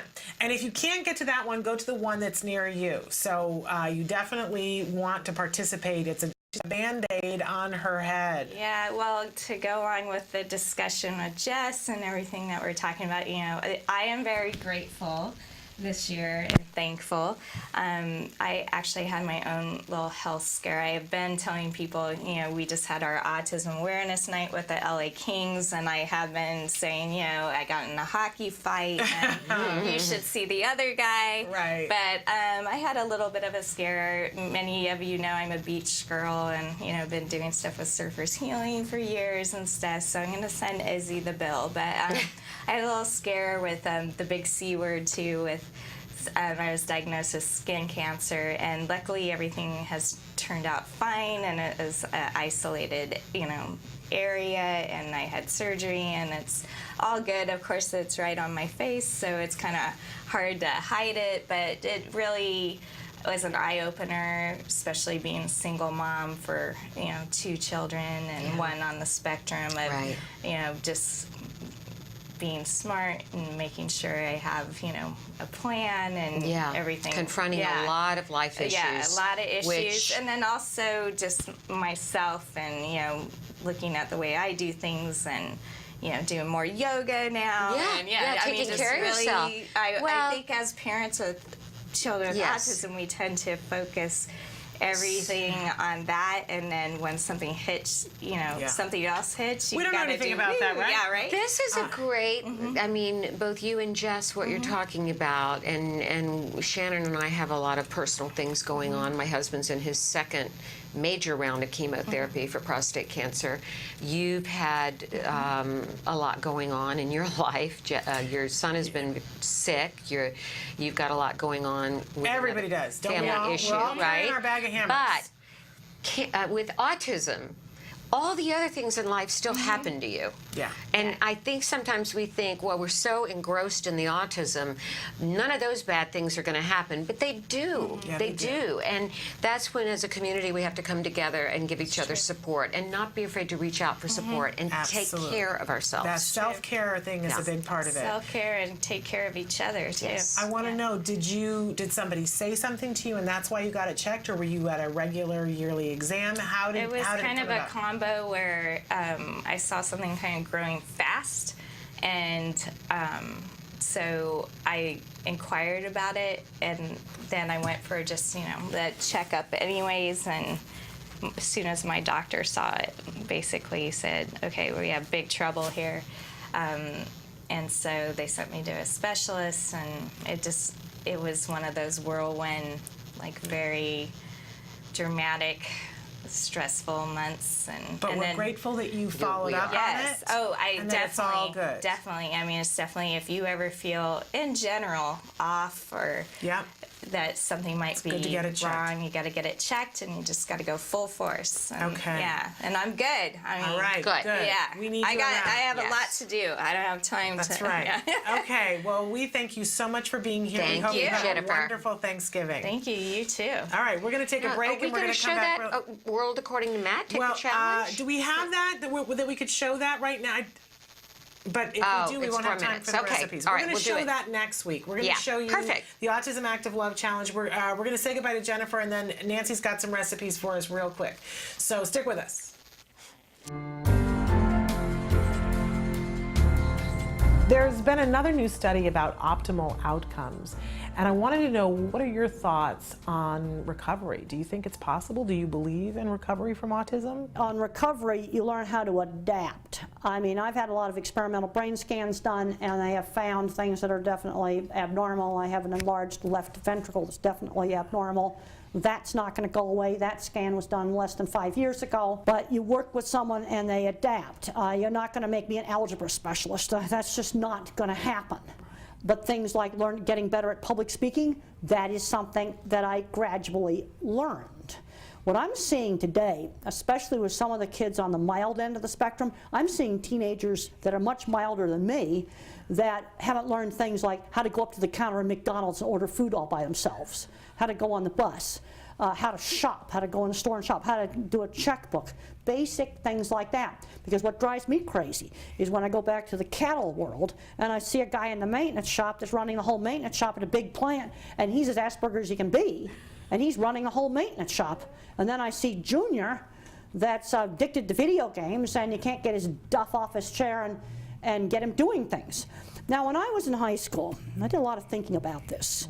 I got kicked out of a large girls' school for throwing a book, and I went to a special boarding school up on a farm, and I was allowed to work with the farm animals. And they let me goof off and not study. But I got to thinking, there's one thing they did not let me do. I goofed off and I didn't study, but I had to physically go to class. When I didn't want to go to the Friday night movie, they made me the projectionist. One thing they were not going to let me do is sit in my room, become a recluse in my room. They were not going to allow that. I want to know why you threw the book. Why did you throw it? Oh, I threw a book at a girl because she called me a retard. Oh, good reason. Oh, no, to throw she it at. teased me. And I had some problems getting in fights when kids teased me. But it was always brought about by someone picking on me. And the principal had me kicked out of school, out of a large girls' school for doing that. And what'd your mom say? Well, she was not very happy about the whole thing, because when the principal called, I answered the phone and he said I was incorrigible and I was kicked out of school. Mother was really angry that he just said that right directly to me, which was definitely not very appropriate.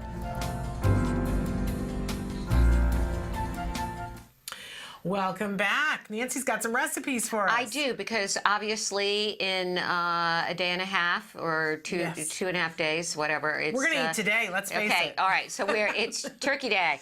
And of course, we all want to get good, healthy GFCF recipes, and these are two of my staples. Number one is I do a dairy-free, gluten-free pumpkin pie. I cheat, I buy the pastry, the pie shell. Yes. At one of the markets, various Whole Food markets that have it. You know, there's so many of them. I think I got one at Whole Sprouts. Sprouts. This year. It's great. They have great ones. So you get your basic pumpkin pie, your canned pumpkin pie, okay?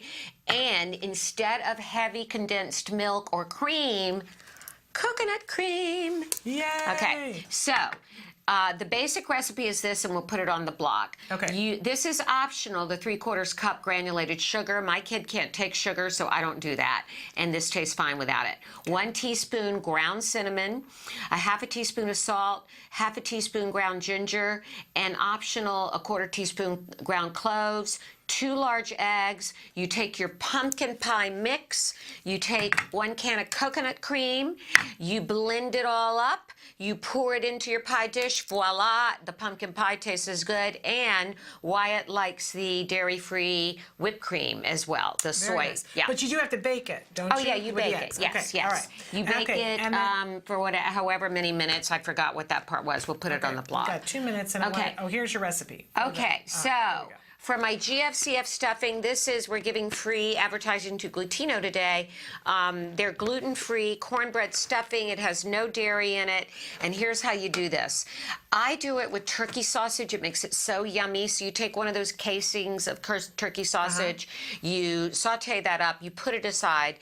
Then you take a 1/2 cup of celery, 1/2 cup of onion, and you saute that till it's translucent, a little olive oil. And then you take a 1/2 cup of chicken broth. You put the stuffing and the sausage, the celery and onions and the sausage, and you stir all that. Then you add a 1.5 cups of chicken broth and 2 large eggs, stir all that. Put it in the oven. If you like it crispy, you don't have to put tin foil on top. If you like it kind of moist, put tin foil on top, and then you do it for basically a 1/2 hour. Okay? And it's delicious. You can add slivered almonds, you could add apples, you could add all kinds of things. Yeah, you can jazz it up with whatever you want. Yeah, it's so Jen good. likes oysters. I know that's a weird thing, but he loves oysters. You know? I love that. I actually got this because you recommended it. I can't wait to try it. Yeah, This so is try what I'm both of these making. recipes. You'll have them on the on the website, we'll get right? them up on the blog by Thursday. blog, okay. I'll try to get it up there by today. In any case, really quickly, so many things I'm grateful for. I said that I was grateful for all of you, and I'm grateful for you and I for am so Kelby. grateful for you. I am so grateful for Kelby. Kelby says, "Oh, we stop couldn't it." do this without Kelby. And thankful for our 2 guests that we had on today. Yes. We hope that you guys have a really wonderful, happy Thanksgiving. Yes. And We until are we see you thankful back to next all of month, you. don't forget next Tuesday we come back for Tech Toy Week. And until then, give your kiddos a hug from me. And yourselves a hug from me. Happy Thanksgiving. Bye bye for now.